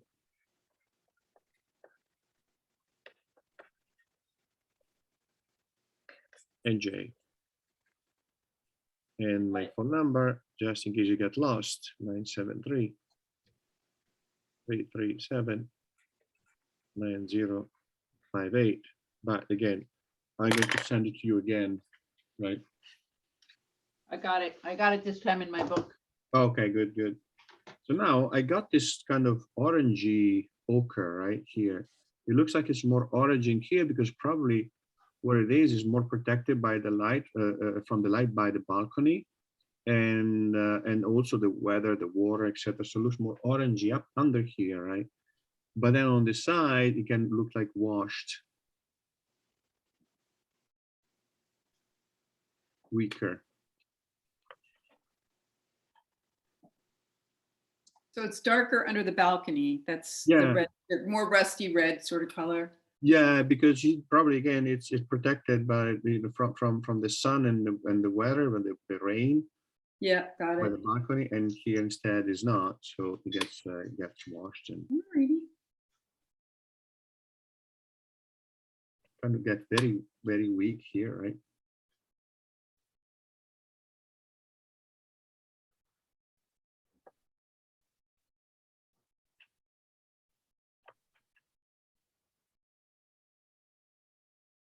Up there is very weak, right? It seems to be very weak, which is interesting because shouldn't lose color so much in the sense that these are all natural pigment, but maybe these are not natural pigment, they are more modern pigments.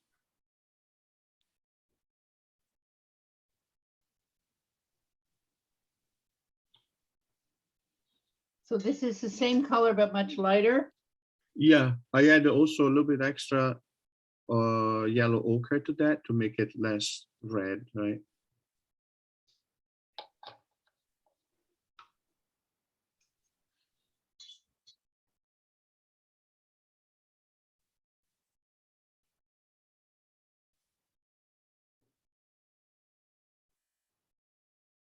They finally vetoed the big cruise ships in the Grand Canal.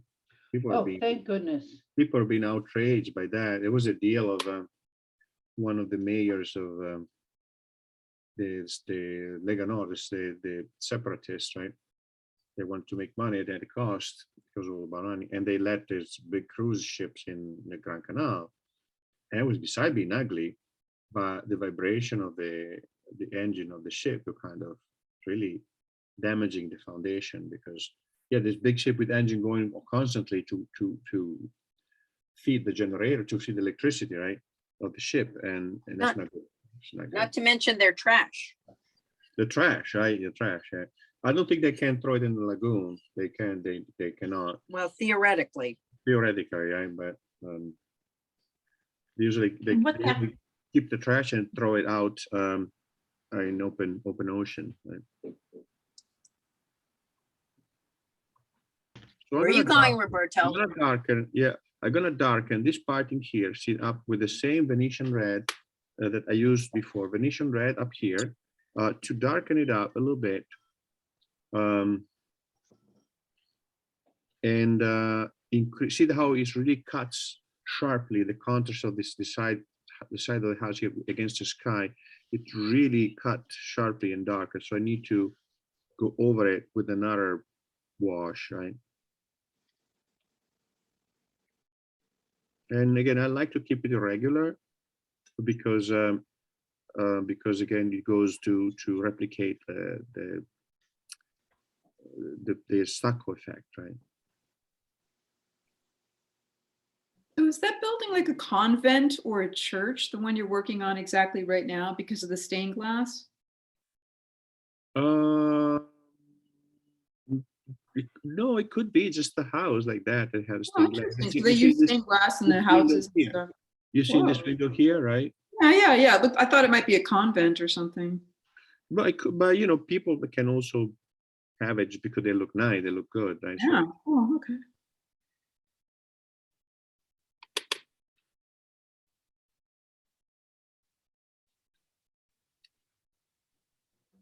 it could be, but I don't know. But I'm saying it's not uncommon to have it, you know. Mhm. So I might even get this slightly darker, even another layer here, a little bit darker, right? So for that, I'm gonna add some some sepia, for example, mixed with the same red, just to gradually darken it.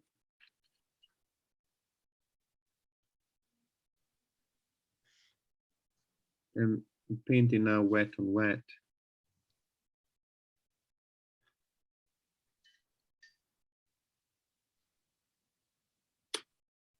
Creating some of that washing down of maybe there's a metal pipe. Oh yes, there's a metal bar here. This metal bar, what they do, they keep the house from opening. As you see them in New York when they take down a building next to a building, they have to put all these metal bars like this. There's a long metal bar that goes through the house on the other side, and here and on the other side there is these two pieces of metal that kind of brace the house, and then they tighten it and keep the wall from risking of collapsing. It's this house is probably like 500 years old, so eventually.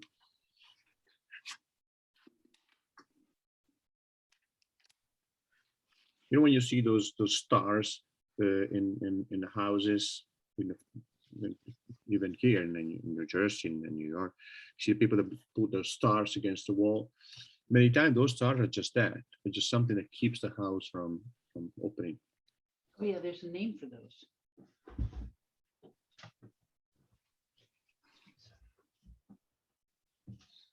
Okay, a little bit of regularity there, right? So I would go now with the, if we don't finish this, shall we keep going with this next week? Sure. Right, because I don't think, yeah, I don't think we're gonna, I don't think we're gonna finish. There's so much stuff to do in here, right? But I think it's worth it because we got this perspective thing going, and it would be nice to keep working at it, right?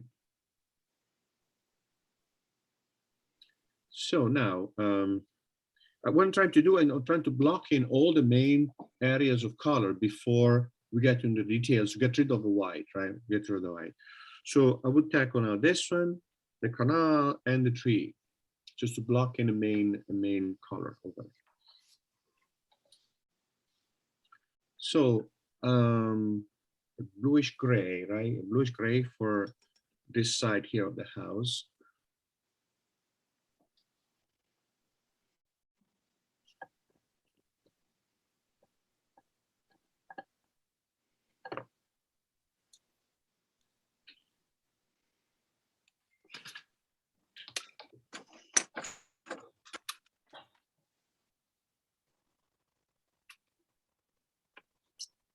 What colors do we have?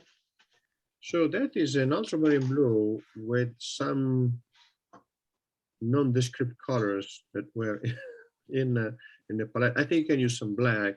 And I was looking how on one side here, see that it's cooler and bluer, and this is kind of more on the violet side because it picks up warm from the windows in here. So we're gonna transition from cool to warmer.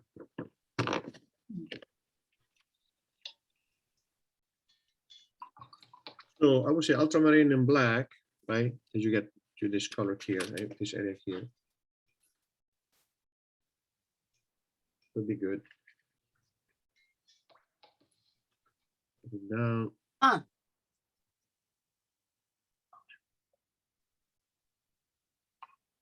Very wet, and then That's the ultramarine and black. yeah.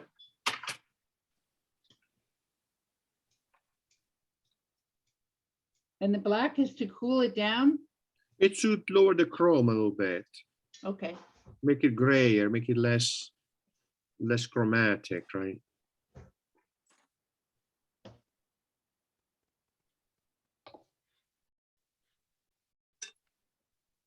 When we get there, I'm gonna put some violet in it to have a now the glow from the light, right? The orange light.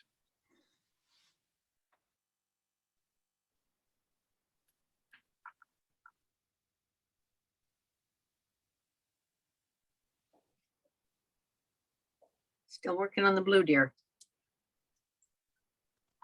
I cannot stop there because it's wet. Okay. If I gotta put down the wash and I need to Yep. work until it's wet and wet. But if you have the same color, right, the same blue gray, add a little bit of cobalt violet to that, and that should warm it up.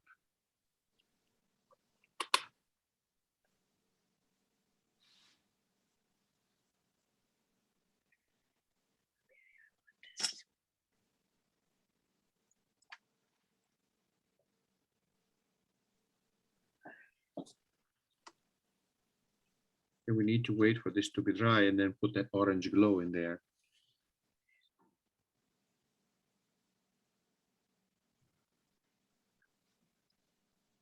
What is the allure of hot press paper? I'm sorry? What's the attraction of hot press paper? So it's the detail. The detail is more precise. I was making an experiment to this, but probably it's better to use cold press for this work here. But I just wanted to see, you know, if I could get, because the hot press paper creates more visible patterns of your regular brush strokes. Yes, So I thought, that's what I'm noticing. yeah, maybe that is helpful in this case because we have all that, you know, that effect of aging on the wall. So I was thinking, well, let's see if it works, right? It kind of does, but at the same time is sharper and I don't know, it's crisper, and I don't know if it's the best paper for this, but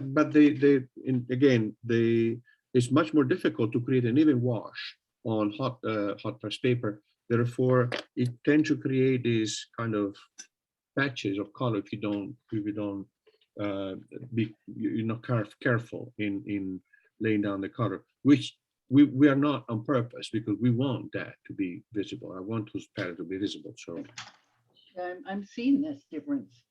you see the difference? Yeah. Yeah. Well, that's, you know, that's good. We, you know, experience to try different paper, and then in the end, it's really it becomes a personal preference, right? I know that Lisa, you love now hot press paper, so you know once you get used to it, you learn to kind of handle it the way you know what you can do with the paper or not. And Just for the botanical, I think for the botanicals. where you have botanical, the detail, absolutely, yeah, but absolutely. this, I admire your courage to use hot press for this, really. Well, Yeah. you know, just again, want to see what happened, right? Want to see what happened, right? Yeah.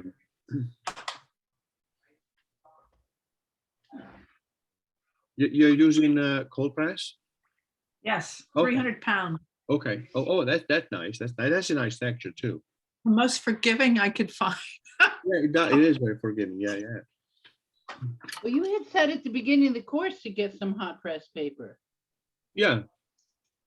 I mean, I said get paper, you know, different type of papers we can experiment this with, and then we experiment, right? We don't have to use the same paper I'm using in this case here because I said, you know, I'm going to try to see what happened, but you don't have to, in the sense that there's enough complication in this painting without adding the complication of the paper, right? Yes, thank you.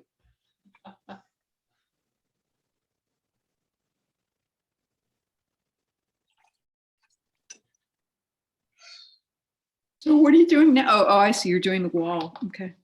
Yeah, I'm doing this wall. Wall in the garden. Get that glow, right?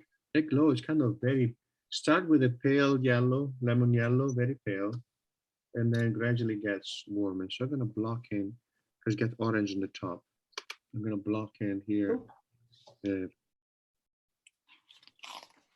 gonna look lighter when it kind of wash it like that. Because see the center here is almost white, right? Wow, that is really yellow.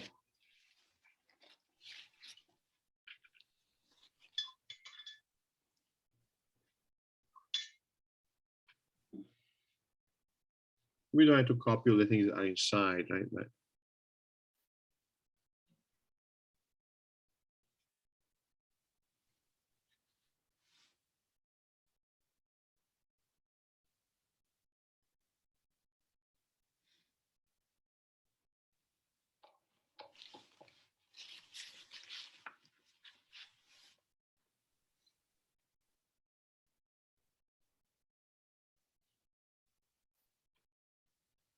Okay, what color yellow are we going the there? A little second yellow yellow. ochre and yeah, kind of start with the lemon yellow, right? Lemon yellow Okay. here.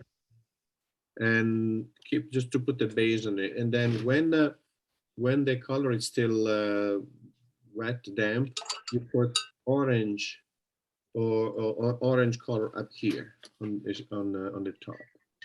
And if that is not sufficient, once you're done with that, you can add a little bit of red to the orange, so create a gradual.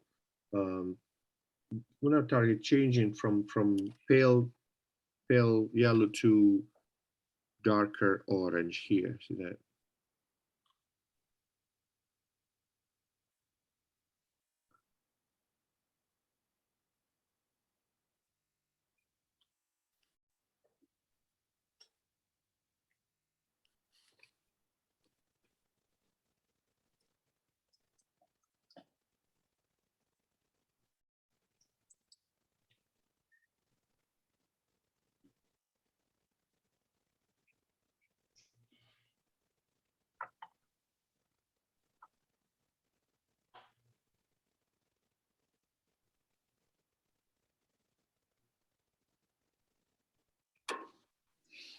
That will probably, so as we work on this, we can see how the top of the under the balcony should be darker.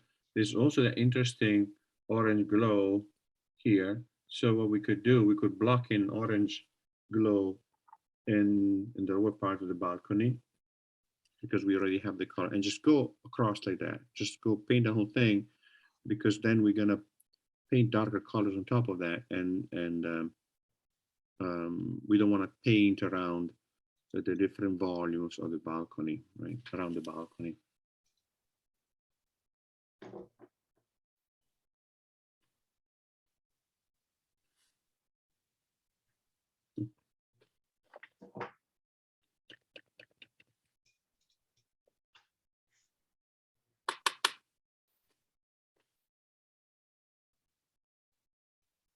Once we have blocked in all the colors that we need to block the main volume, like now this, maybe this house in here, then we can start focusing on a building at a time and carve out the details, right?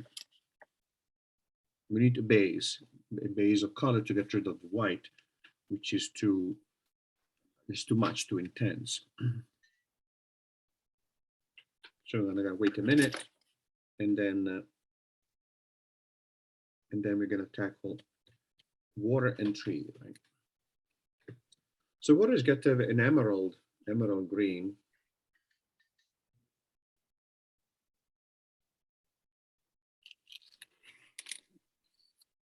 Very cool green.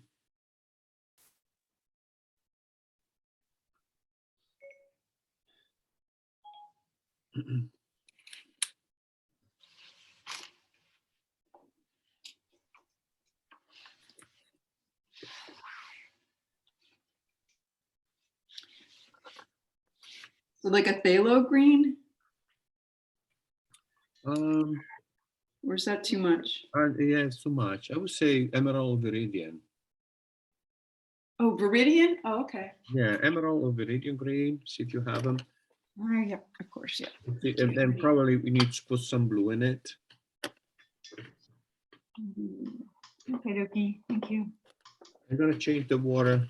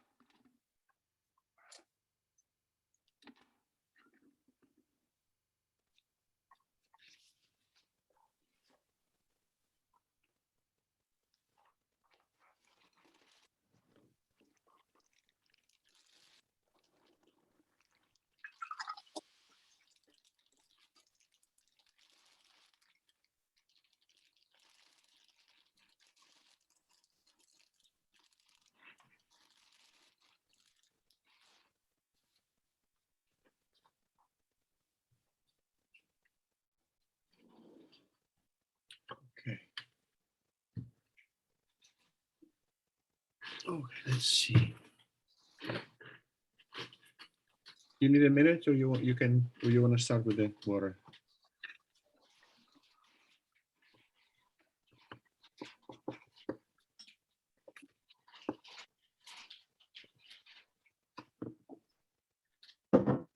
We have purple in there.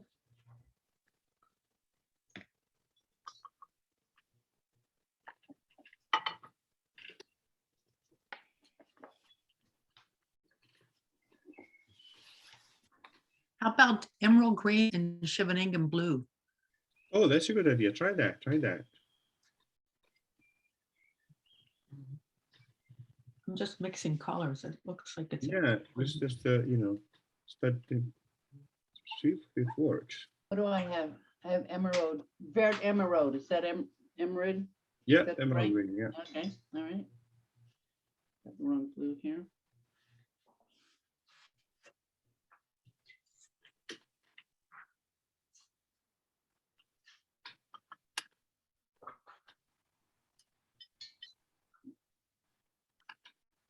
Yeah, probably some blue. You're right.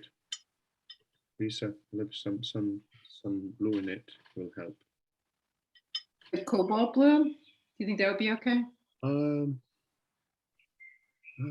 Cobalt blue tend to be a little bit more on the semi-opaque side, and I'm afraid that is going to make the water cloudier. Try it. See, try to mix it. Try to mix it and see what happens. Because I see that cobalt doesn't have the same depth that Like Prussian blue, like a ultramarine or Shevenigen.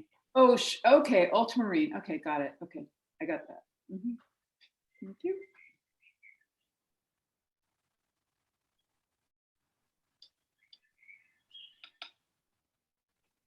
Well, there's the sort of a greenish stripe down the side, and then there's various blues. Yeah, right. Yeah, it's almost like a radiant.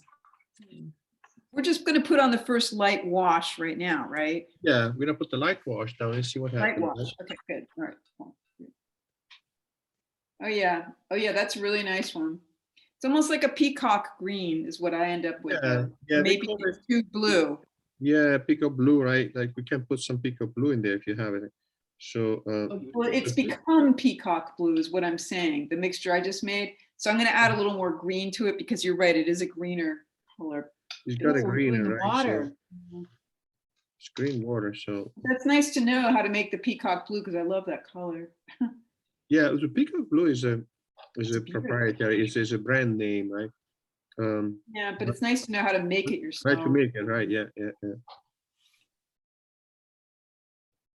So I'm trying to leave this area here, right? This area darker because there's the reflection of the tree here, and reflection of the house here. Make it darker here, and leave some areas lighter for the reflection of the wall, for example. See that? So this area here is going to be darker. As we move here, it's dark here, right next to the house here, very dark. But then there is all the reflection of the doors and the windows just next to it. So we're going to leave it a little bit lighter.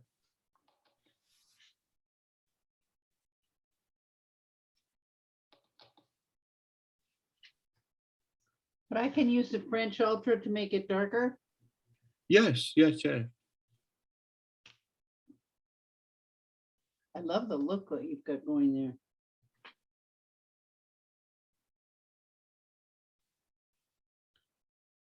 there. And so, so then we need to block in those darker windows, right? And doors.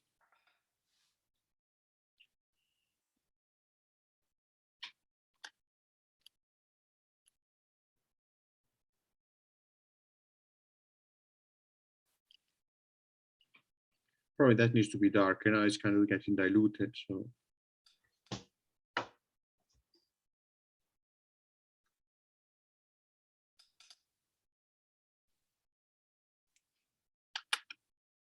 the tree instead is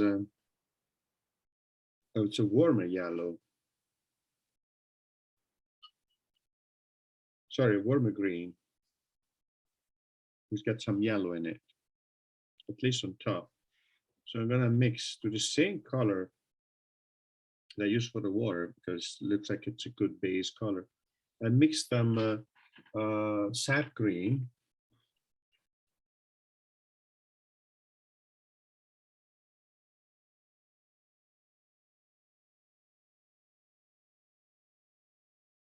And blocking that color pretty much all over here, right?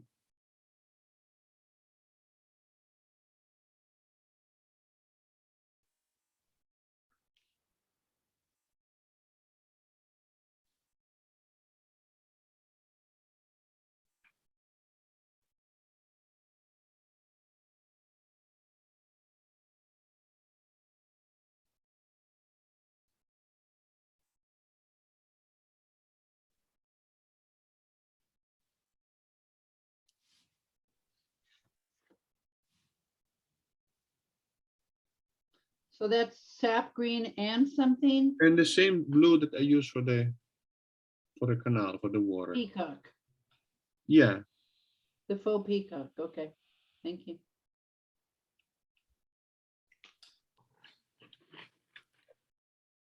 Okay. I'm letting this dry a little bit because later I want to block in some darker color here, some darker color here to have achieved the darker color here next to the building and next to the wall here.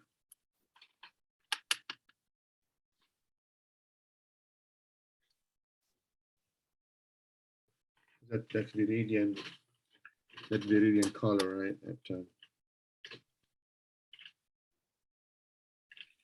Viridian plus ultramarine or Scheveningen. Elisa, how did the Scheveningen go? It's very chromatic, you know. Mm. It's, So, I find Yeah. it to be opaque. yeah, but it's very bright, okay, you know, Scheveningen's are very bright. So I very think bright, yeah. it We would can have been put better with something.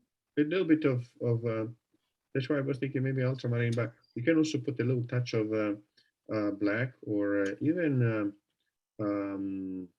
indigo. Yeah, It should maybe calm it down a little bit. That should be Yeah. indigo. yeah, that's a perfect color you have. Just kind of break up that. So now I want also to soften up that margin here. So dry up the brush, right? Dry up the brush and then go over it, lifting, breaking up the sharp margin, right?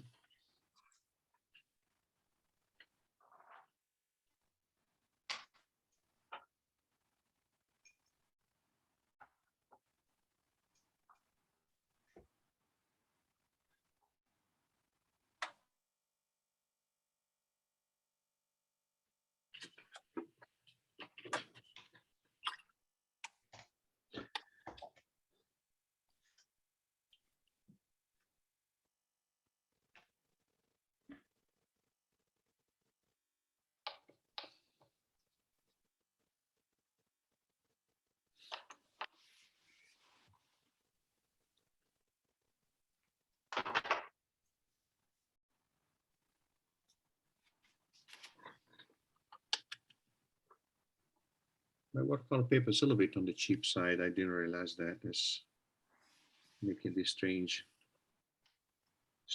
patterns. But anyway. All right, so now we could also block in. I'm gonna wait a minute. You need a minute? Yeah, Of thanks. course. Yeah.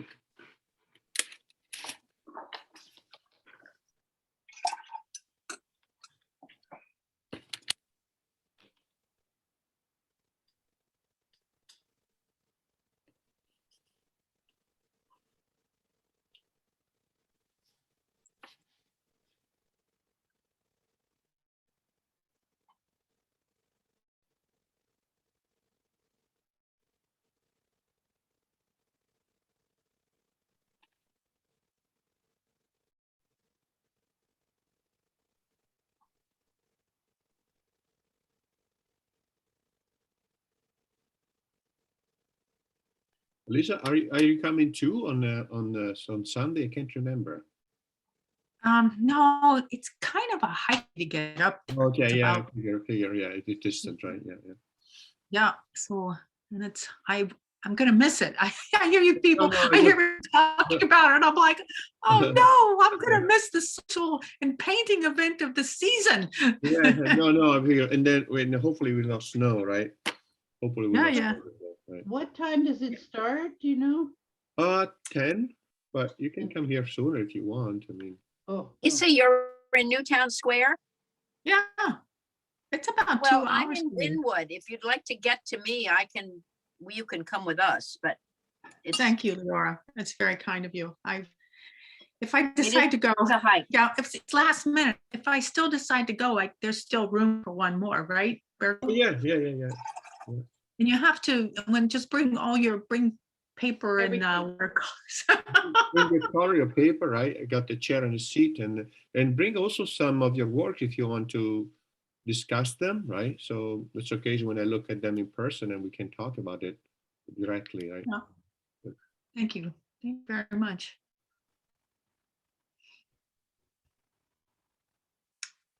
So, oh yeah, I wanted to carve out some of the details in the leaves. Right? We've done the trees, right? So remember now we're blocking the areas, the big areas of subdivide the big tree in smaller areas of competence, so to speak, right? Oh, the trees, okay. And then eventually smaller areas, right?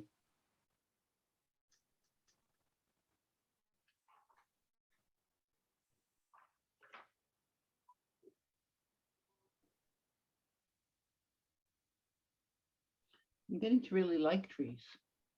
You don't like trees? No, I'm getting to really like them. Oh, okay, okay. Yeah, there's the blue spruce that you did is quite good. Oh, thank you.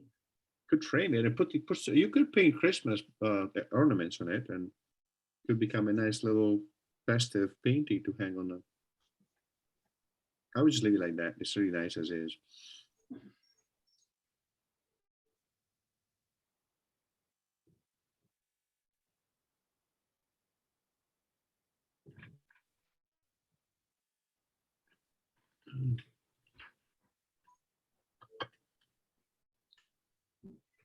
And I'm gonna let it dry. Eventually, what I might need to do is block in a wash of color here overall to darken the lower part so the tree turns, right? All right, so let's see. So the bricks, this is gonna be difficult for me now because I have flat surface, but for this area here, I was thinking we could try to create a texture drag in the brush. If you have a cold press now, you're lucky. I have not. But creating a texture with a drag and a brush with cold press is going to be kind of tricky, right? So we see this line here, and this line here, right?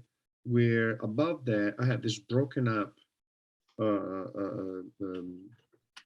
kind of pattern of bricks that are being eroded by the salt. And I'm gonna try to get a texture by dragging the brush in here, and later go back in and create a few lines here and there to describe somehow the pattern of the bricks, right? Would you use like the candle in this situation? Would that give you some texture I'm or sorry. something on cold? Would you use candle, the wax to try to put some? We could If you try had to do cold that. press Yeah, you could or try hot to do press. that. Let's try that. That's a good idea. Let's try to do that, right? I'm just thinking, I have cold Yeah, press, so I don't have that kind of problem, but hot press is, Yeah, different. no, I think a candle might be useful here, especially because now you already blocked in a base color, which is dry. So hopefully the candle will, because it's on, the candle will produce enough. I mean, this is irregular enough to create irregular laying of the wax, because the paper is flat, so we'll tend to create flat areas of Mm, distribution oh, of the wax. yeah. We'll see. Let's see. It could be helpful, right? It could be helpful. I think you want to Just do a it. small area, test, maybe test it in a, Yeah. Too late. All right. Let's just see what happened, right? See what happened. Let's go in. Let's jump in the lagoon, right? jump into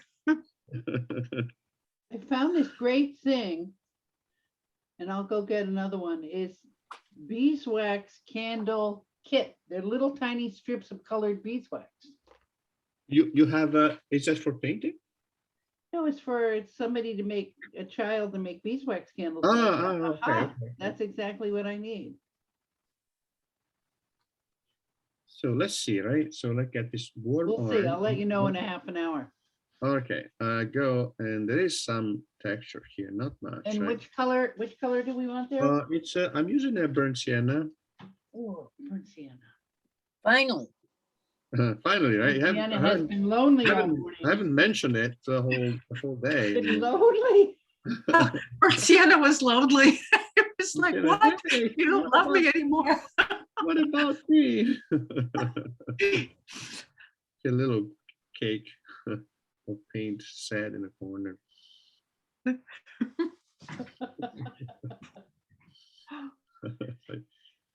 Yeah, right. I don't think my candle worked though. So we can block in that little kind of roughness of the wall. Right now, I need for this to dry up. Then what we could do, we could try to block in, maybe without even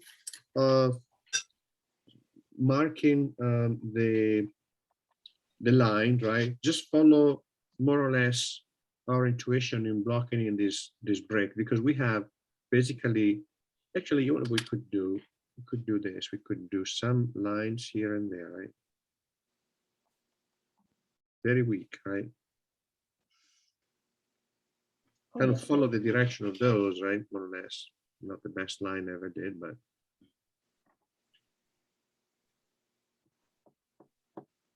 darker, it's way darker. Here's where also it seems like you could use colored pencils too because of that kind Yeah, of. yeah, you could you could use color pencil, yeah. It would be easier to go around it with Yeah. with the color pencil. You got more control.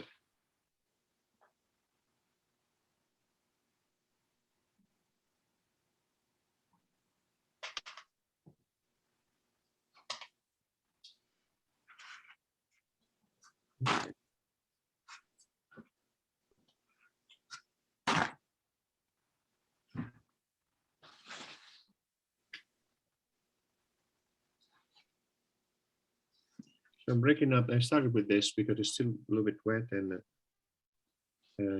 it's more irregular. So Maybe even just try to get, if I try to get a real dry brush, a real what? get the dry brush. And get Oh the yeah, paint. yeah. I'm gonna exactly, the dry brush. And you can do it before you do this or after to kind of break up the whole pattern, right? The dry brush would be good. So I'm kind of giving up on the dry brushing here because it's too flat. The paper is too flat.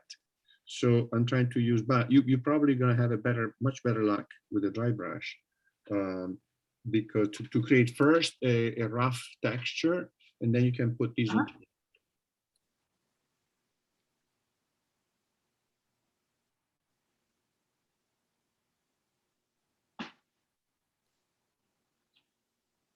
So many problems, right?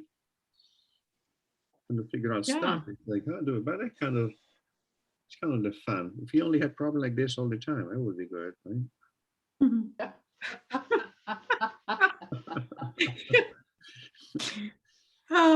You seem sad today. I can't get the texture with the watercolor. Oh, okay.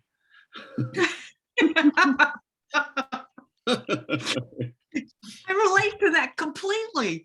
Right? That would be nice. That burnt sienna, I don't know. I don't think I used the right burnt sienna. Maybe I should use Jack Daniels.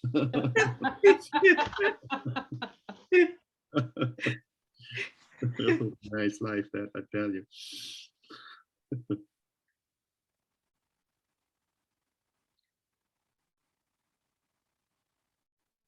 Can you imagine the shrink when you go to talk to a shrink? Says, oh no, the guy said, oh, the guy with the colors, Jesus. I can't get the right color. Oh no, you're gonna tell me all about the color. Oh no. It would be a better world, wouldn't it? If so Oh, many would more it? people were Would it? interested in color, you know, Absolutely. it would be a much better world. Absolutely. Not for the analyst, right? But for us, yes. Doctor, you fall asleep again? No. You were at the Bernstein. No, I was a call with Violet. Oh. you, you weren't listening. Why do I pay you? Listen, I have a very good doctor. No, I want you. Oh. When in doubt, ochre. Ochre. Yellow ochre. Alligator. No, that doesn't work. Right. So now that I'm gonna block in a little bit of darker color, like maybe an ultramarine violet On top of the burnt sienna. in this area here, because see the wall here has this deep notches in here, right? Right. So we'll put some darker violets in there. Just the texture. Yeah, the texture is it really kind of demands you to kind of figure out stuff as you go. How do I get that texture? Yeah.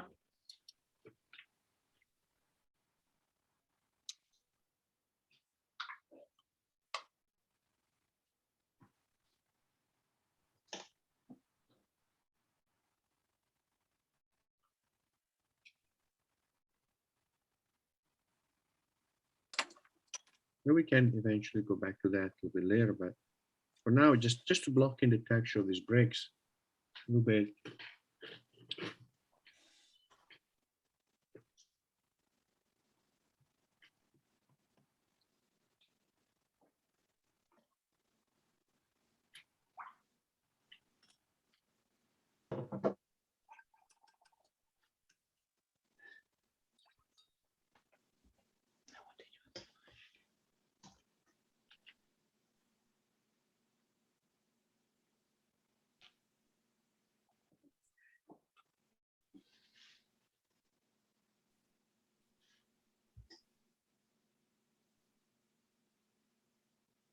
We're also blocking this little window with the dark violet, right? And maybe sepia in it.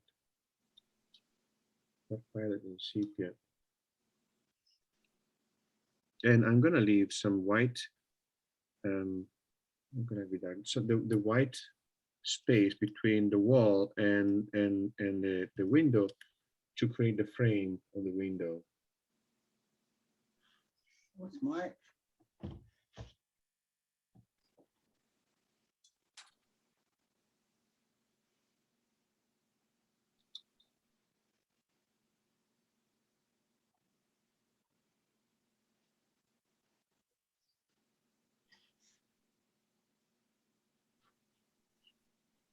So I'm blocking also the door, so we can start creating some more three-dimensional parts, right, of this. This portion here of the door is kind of bluish gray, so we want to get this bluish gray going there.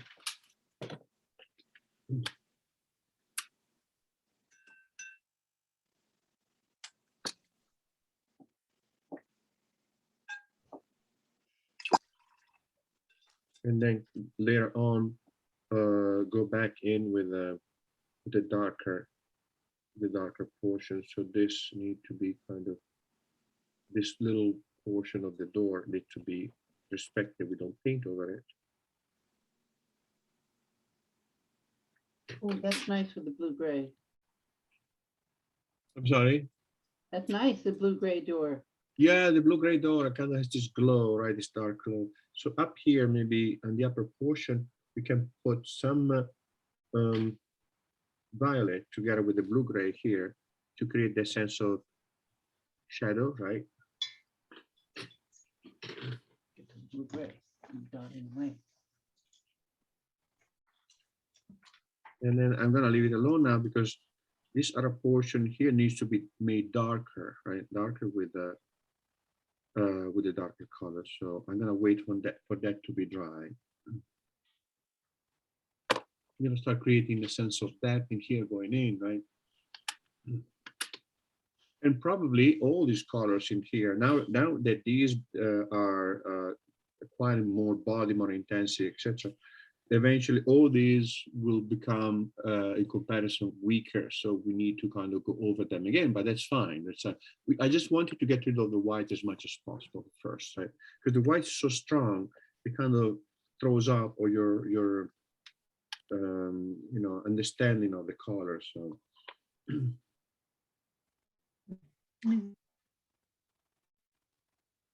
I'm back. That's amazing. Wow. thank you. We were being traveling through Venice here. I see.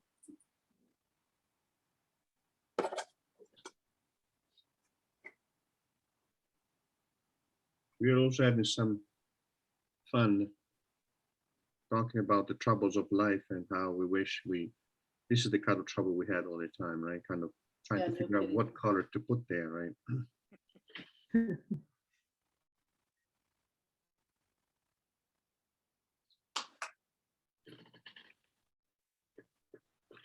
So I darkened up a little bit the wall here, the base of the wall here, and then eventually I'm going to put in the lines of the bricks in here more regularly. But also, if you look at the arch here, it's not really white. You can put some blue gray in there with some violet in there too, but very light, just to take off the white.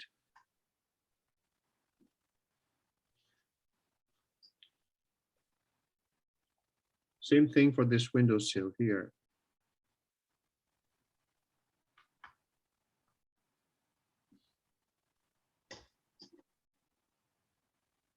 It looks like like stone or marble.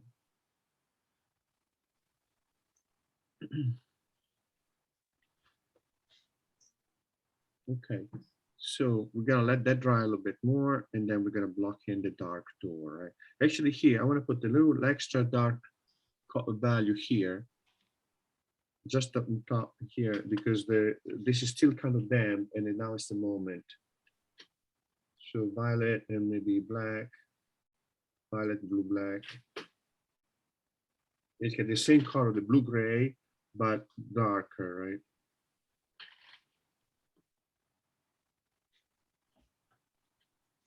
Ooh, nice.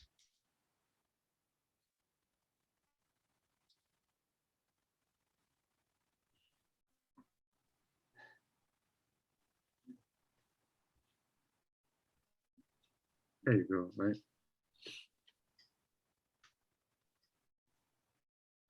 Okay, so Nice. now we can move, can kind of create a texture in here. So basically, the wax in this case didn't really create much of a texture because the paper is very slick. So in this case, and I think that what I could have done, I could have used salt in this case in here.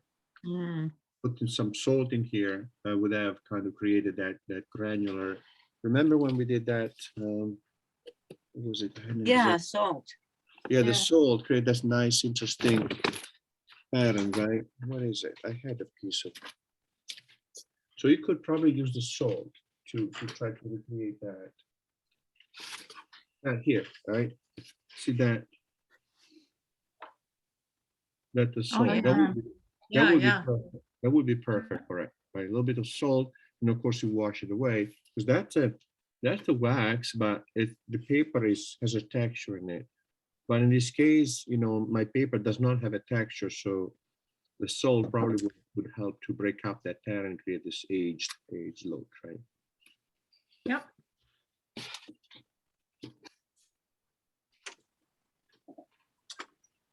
Too late now, but fine.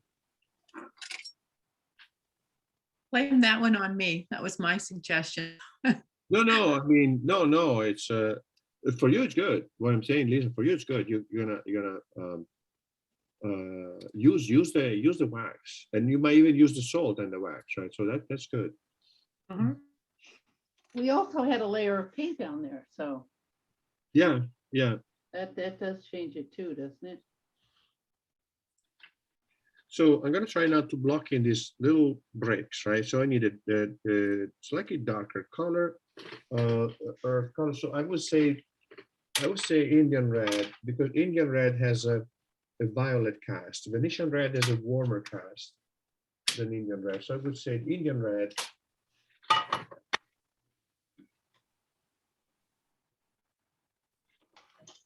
How about red ochre? Red ochre, so if you look at these bricks in here, they're kind of on the cool red, see that? So red ochre could be a little bit on the cool side, but you can use red ochre with ultramarine violet in it. Well, I don't have Indian red, so that's what I'm looking for. Oh, okay. I have So Indian red. I have Indian red. you have it. All right, then Yes. that's it. See that? Sorry. Your lucky day, right? Yes. Yes, once in a lifetime.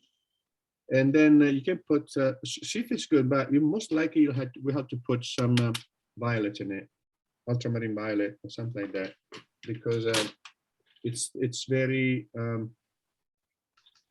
dark. Maybe the Indian red. Yeah, I think half my painting is Indian red. it should be Venetian red, you're saying, right? Yeah, I think I've used both. You're in Venice, so.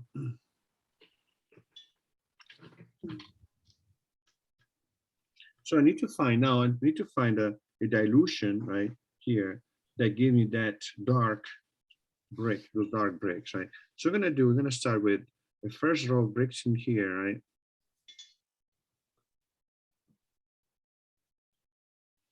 And then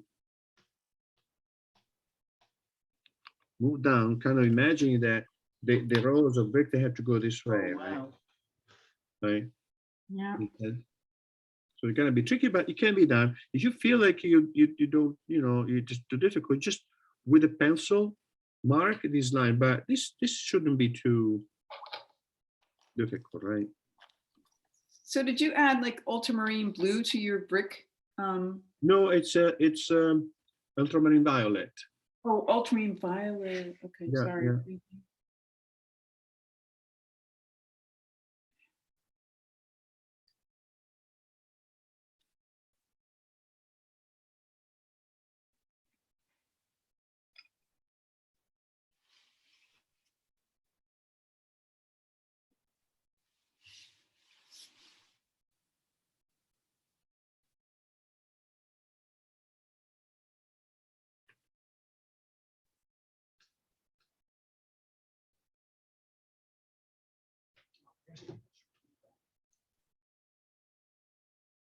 Oh, you can see the difference in the color.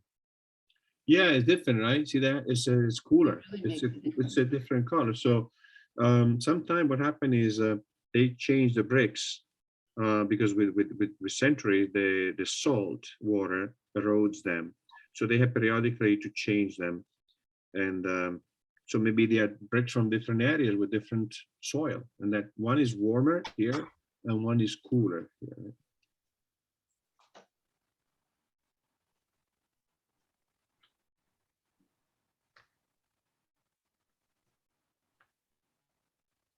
It doesn't have to be super accurate, right? Because you see there is kind of smudging, some cracking, but more or less just follow the direction of the lines that converge to the point, right? Punto di fuga.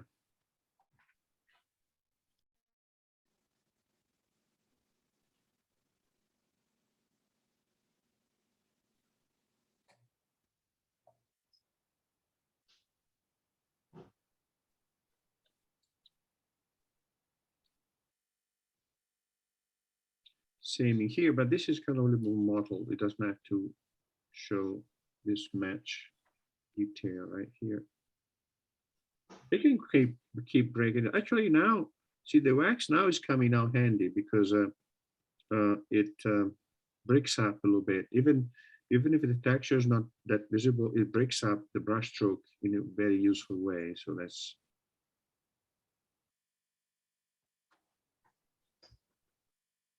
Well, it should be dry. No, not yet.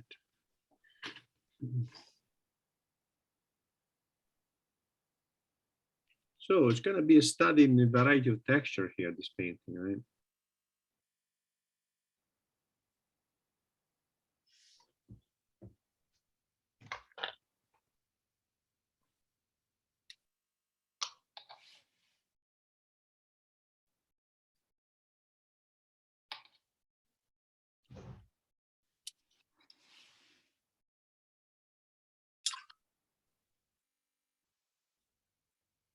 So let's try with, actually, need to mark this line a little bit more visible.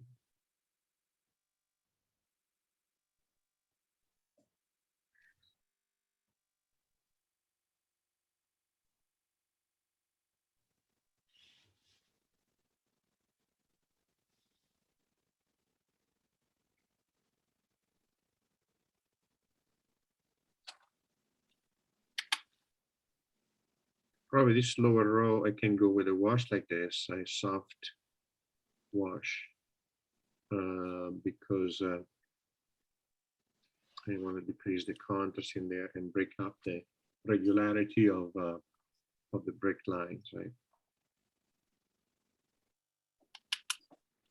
So now I'm thinking this should be dry enough. Let's see if we can block in the dark door with nondescript dark color.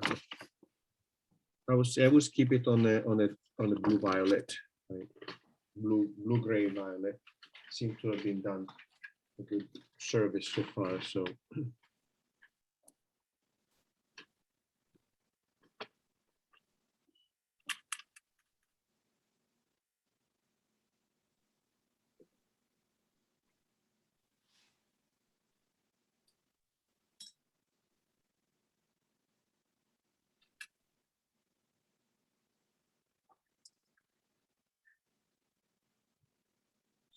probably some black in there.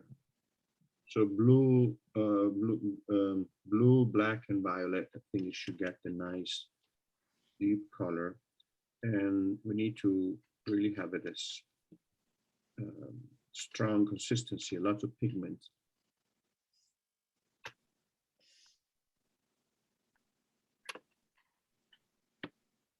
Maybe it's not going to be enough.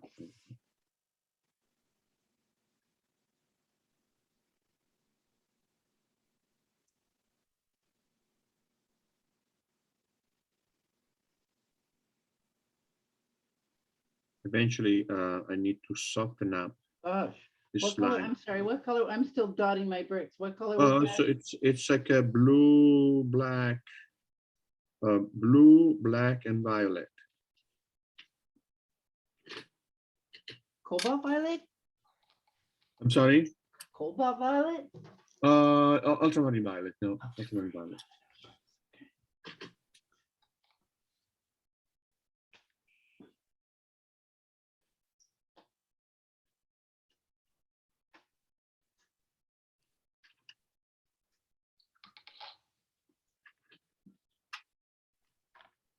Maybe I need to darken this too. There you go. So darken that to break up the sharp division up here between the door and the shadow, so that it creates a little bit more of a dark. And maybe what I should do, this is very sharp. I should kind of soften it up a little bit. So here, like this.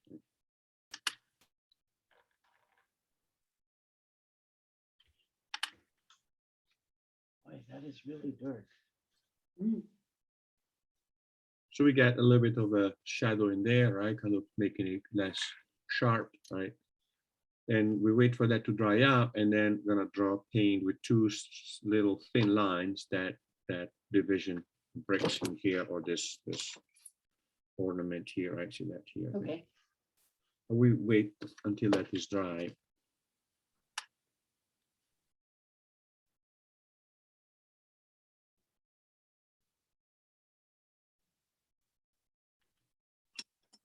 So probably a little bit of a dark, or a bit of a more violet gray here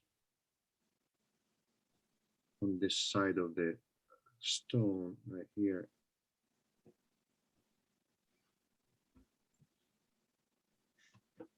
And most likely, if we can now refine the margin of this arch with the dark red for the bricks, not, I would not use a continuous line. I would like create areas, little darker spots, right?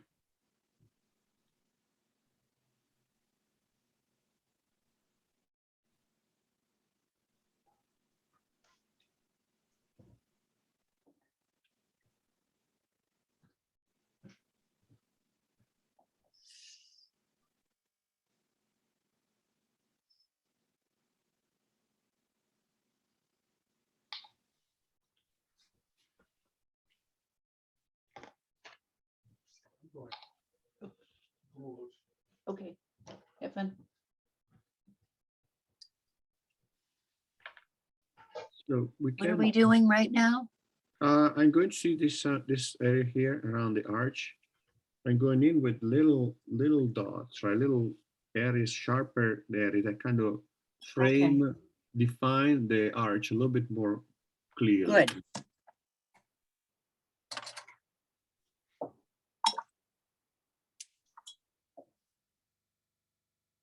And all right, let this dry. I'll do the next thing. So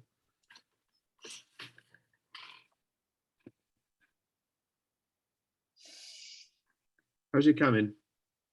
I'm good. Good, nice, nice. See how much planning there is in watercolor, right? It's planning because you can't really paint on top of what you've done before. So you need really to kind of think like 2 or 3 steps ahead, like chess, right? 5, 10 steps ahead, right?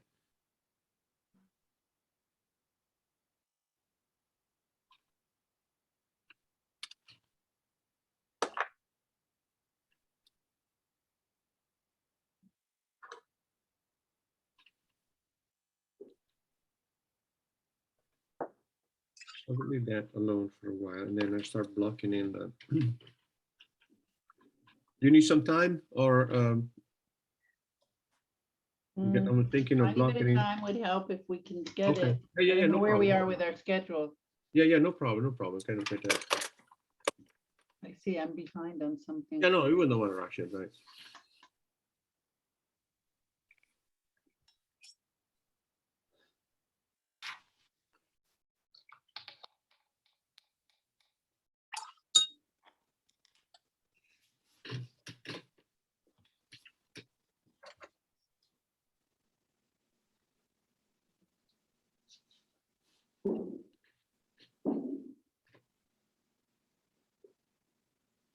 Where am I getting my hand in the paint?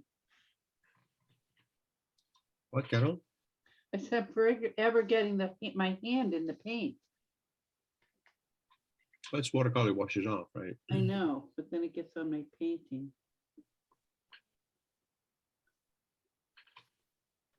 Washes off, but sometimes it sinks into the skin. You get the blue tips or green tips for a while, right? It seems that the blue colors tend to sink in more into the skin.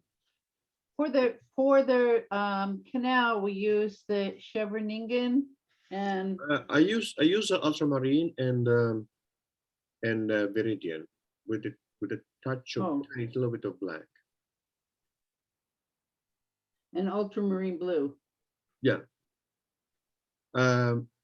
Lisa, you use Chevroningen, right? You said it was a little bit too chromatic.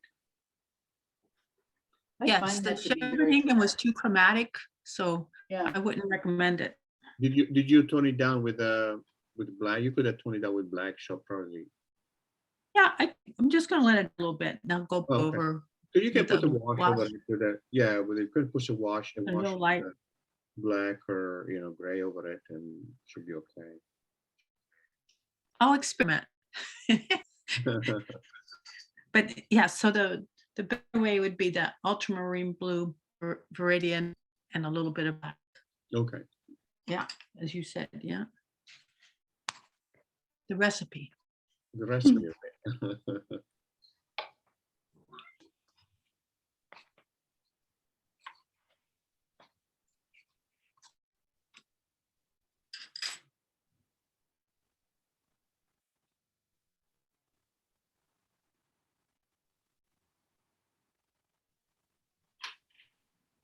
Are we going back to the water?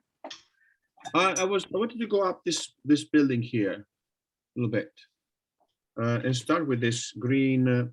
Because if we go back to the water, we're gonna have to work wet and wet. Oh, wet and okay. wet, I and just also not. need to point in the right So, yeah. direction here. I'm thinking we should probably paint these windows in here, right? Because when we paint this window in here, we know how dark it is, and then we have an idea how dark the rest should be, right? Because as soon as I block in the darker color, that will look much lighter. So that will help me to figure out exactly how dark the wall should be in relation to the windows.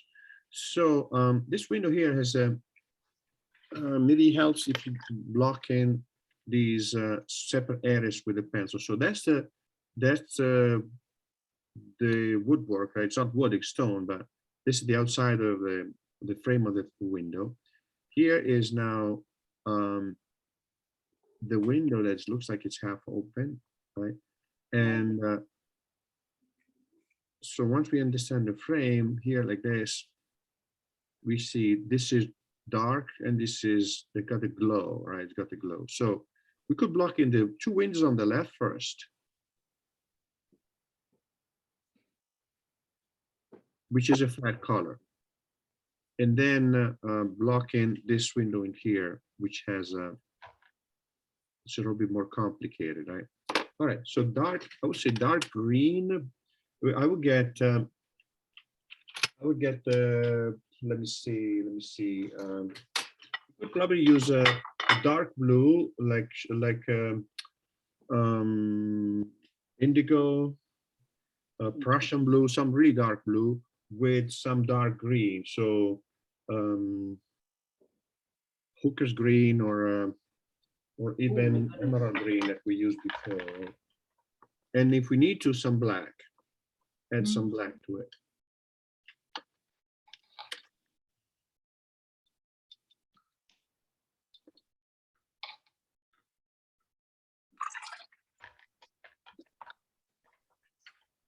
Do you want us to try to work on that? There's sort of a, at least in mine, there's sort of a glow. And I don't know if I dropped something on the paper, but in that window, that first window that we're looking at there, it looks like Oh, there's, yeah.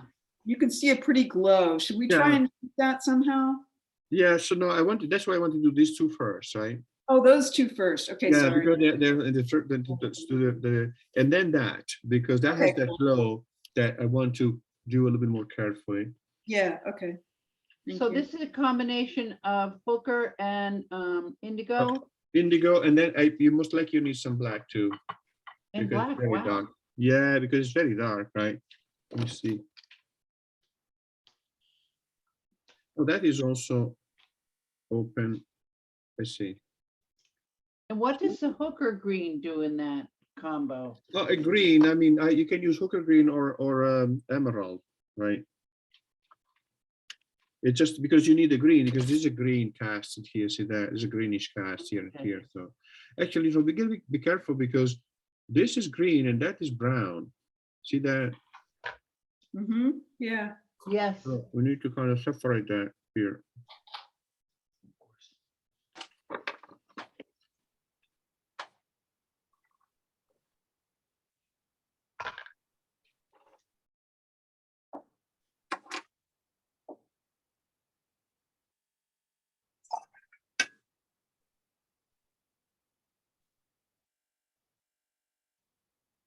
It probably not even dark enough, but I'm gonna start with something, right? Now this is here now. This is, oh no, sorry, the other way around. This is green. And the other one is brown.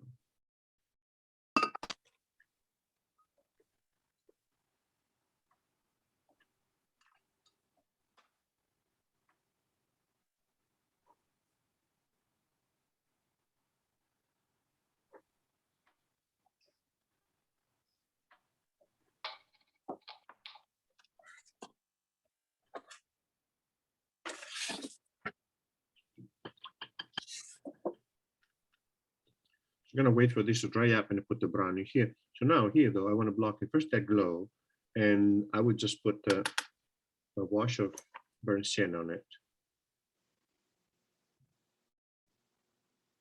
So we did about half, a little more than half of the middle window. Yeah, a wash of burnt sienna, about half, you're right. Burnt sienna or an ochre color, red ochre, right, Indian red, some earth red in there. And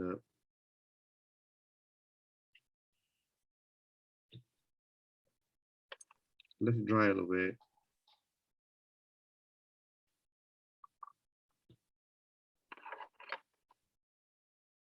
Ah. I would put it darker than you think. Because when you put the dark color next to it, that color is going to look much lighter.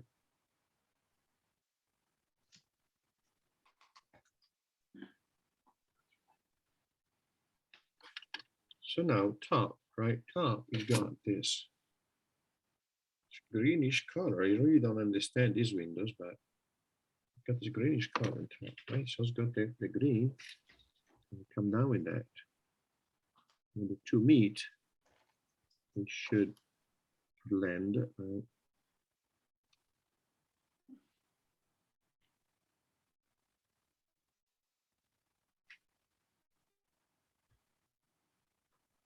Oh my goodness, look at the color. So what was the red? I'm sorry, I'm a step behind. The red is red ochre or burnt sienna or any earth red. Okay.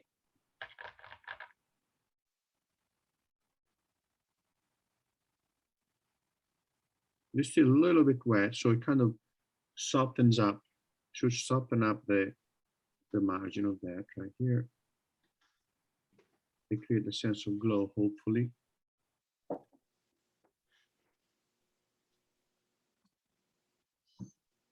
Ooh.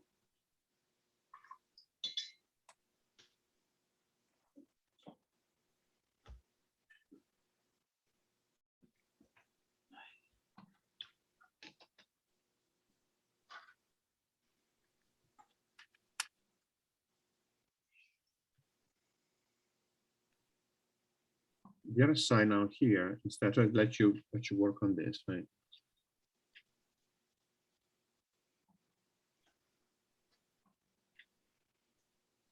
I have two windows there. You're just doing the window on the right now. I get three windows, right? We did 1, 2, 3. See that? 1, 2. Oh, okay, but this I have as a double window. In my haste to catch up with you, I probably drew it a little differently. Oh, okay. So, well, that's fine. That's fine. Right? You can block this in here. I have 2, right? Because I look in carefully and I see that I thought it was 1, but then look at this carefully, you see there's a green one here and a brown here on the side. So, but you can paint just one window, the whole color, just not even noticeable. No, this particular window that I'm painting has got two panels. The one on the right or one in the middle? The one on the right. Oh, yeah, it's got 2 panels, yeah. But see, I painted first this part here on the right, and then gonna paint this layer, all this area here, gonna be darker. And did you purposely paint blue on wet on wet, right? Yes, yeah, so that the green went into the red, but not too much, to create the glow.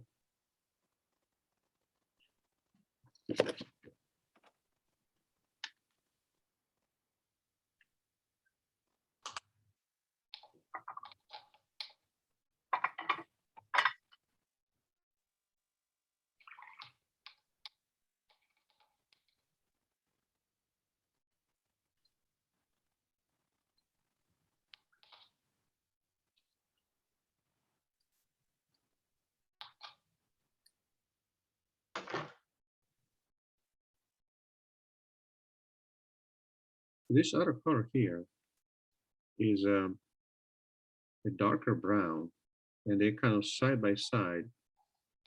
See that? They're side by side. They're the same value, but they're different colors, so they're kind of difficult to tell apart. Oh, now what colors are those? So that is burnt. It's sepia with some black in it.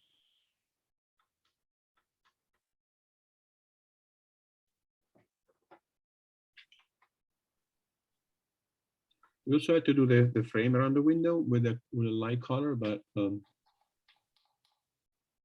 So I'm going to use the same color that I used here. So this is guys sepia, right? Sepia with the black. And there is a little bit of a line in between these two opening of the window, which is it's gonna be white now, but later I'm gonna put a light wash of gray in it. I could do it now, but no, I'm not going to. Yeah, I lost that line. I You know, did too. I lost some of the detail. Oh, that's fine. You know what you can do? You can wash it. You can, when it's dry, you can go in between with the brush, wet brush, and wet it and lift it, rub it off. It's And, fine. and then you dampen it with paper. It should come out. Is that our same brown and black and sepia? Yes, yeah, exactly. Oh Same my God, color. we get to repeat. I can't believe it. I'm sorry. Oh my God, I get to repeat a color. I can't believe it. It's all good. Sepia and Black. A little bit of black. sepia. I don't really have black. Because it's so intense, it's so dark. You put only sepia, it's going to be very kind of it's going to have a chromatic aspect to it that is not good for the shadow. This area here clearly is in the shadow, and you need to lower the chroma.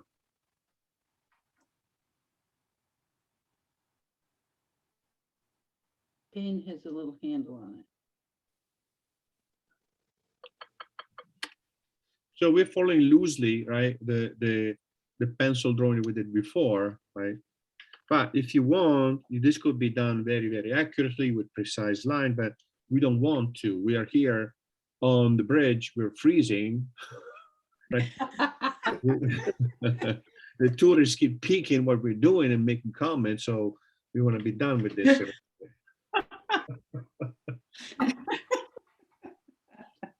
And since we don't drink coffee anymore, Yeah. They're safe. yeah, I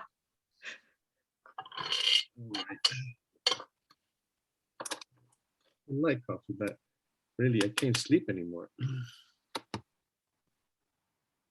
yeah, that's too much if you can't sleep.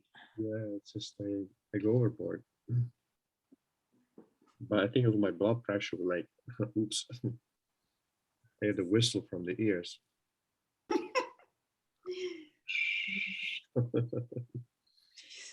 That's not funny. No, it's not right. All right, so what I'm gonna do, I'm trying to get a little bit more chroma. Actually, so it's still wet. What I need to do really is to see how this is white, right? This is white, but I need to block in a darker color, which is a gray violet, I would say. I have to sign off, Roberto, okay. so we'll we're work on gonna- this again next week. Yeah, we're gonna finish this. So pretty much I do this now. See that? See Okay. if it can darken it, but then we're gonna stop because that way we, What time is it? it's 12:10. Yeah, I have to run too. Okay. Yeah. So let's Thank stop. you. Let's stop here, Thank you guys. very much. Thank So you. I'll see you next week, or maybe I'll see you Sunday, right? Yep. Yep. Next All week. right. Thank you. Bye, guys. Bye, Night. thank Great you. class. Roberto, I know I've asked you this before. Are you there? Yeah. Roberto?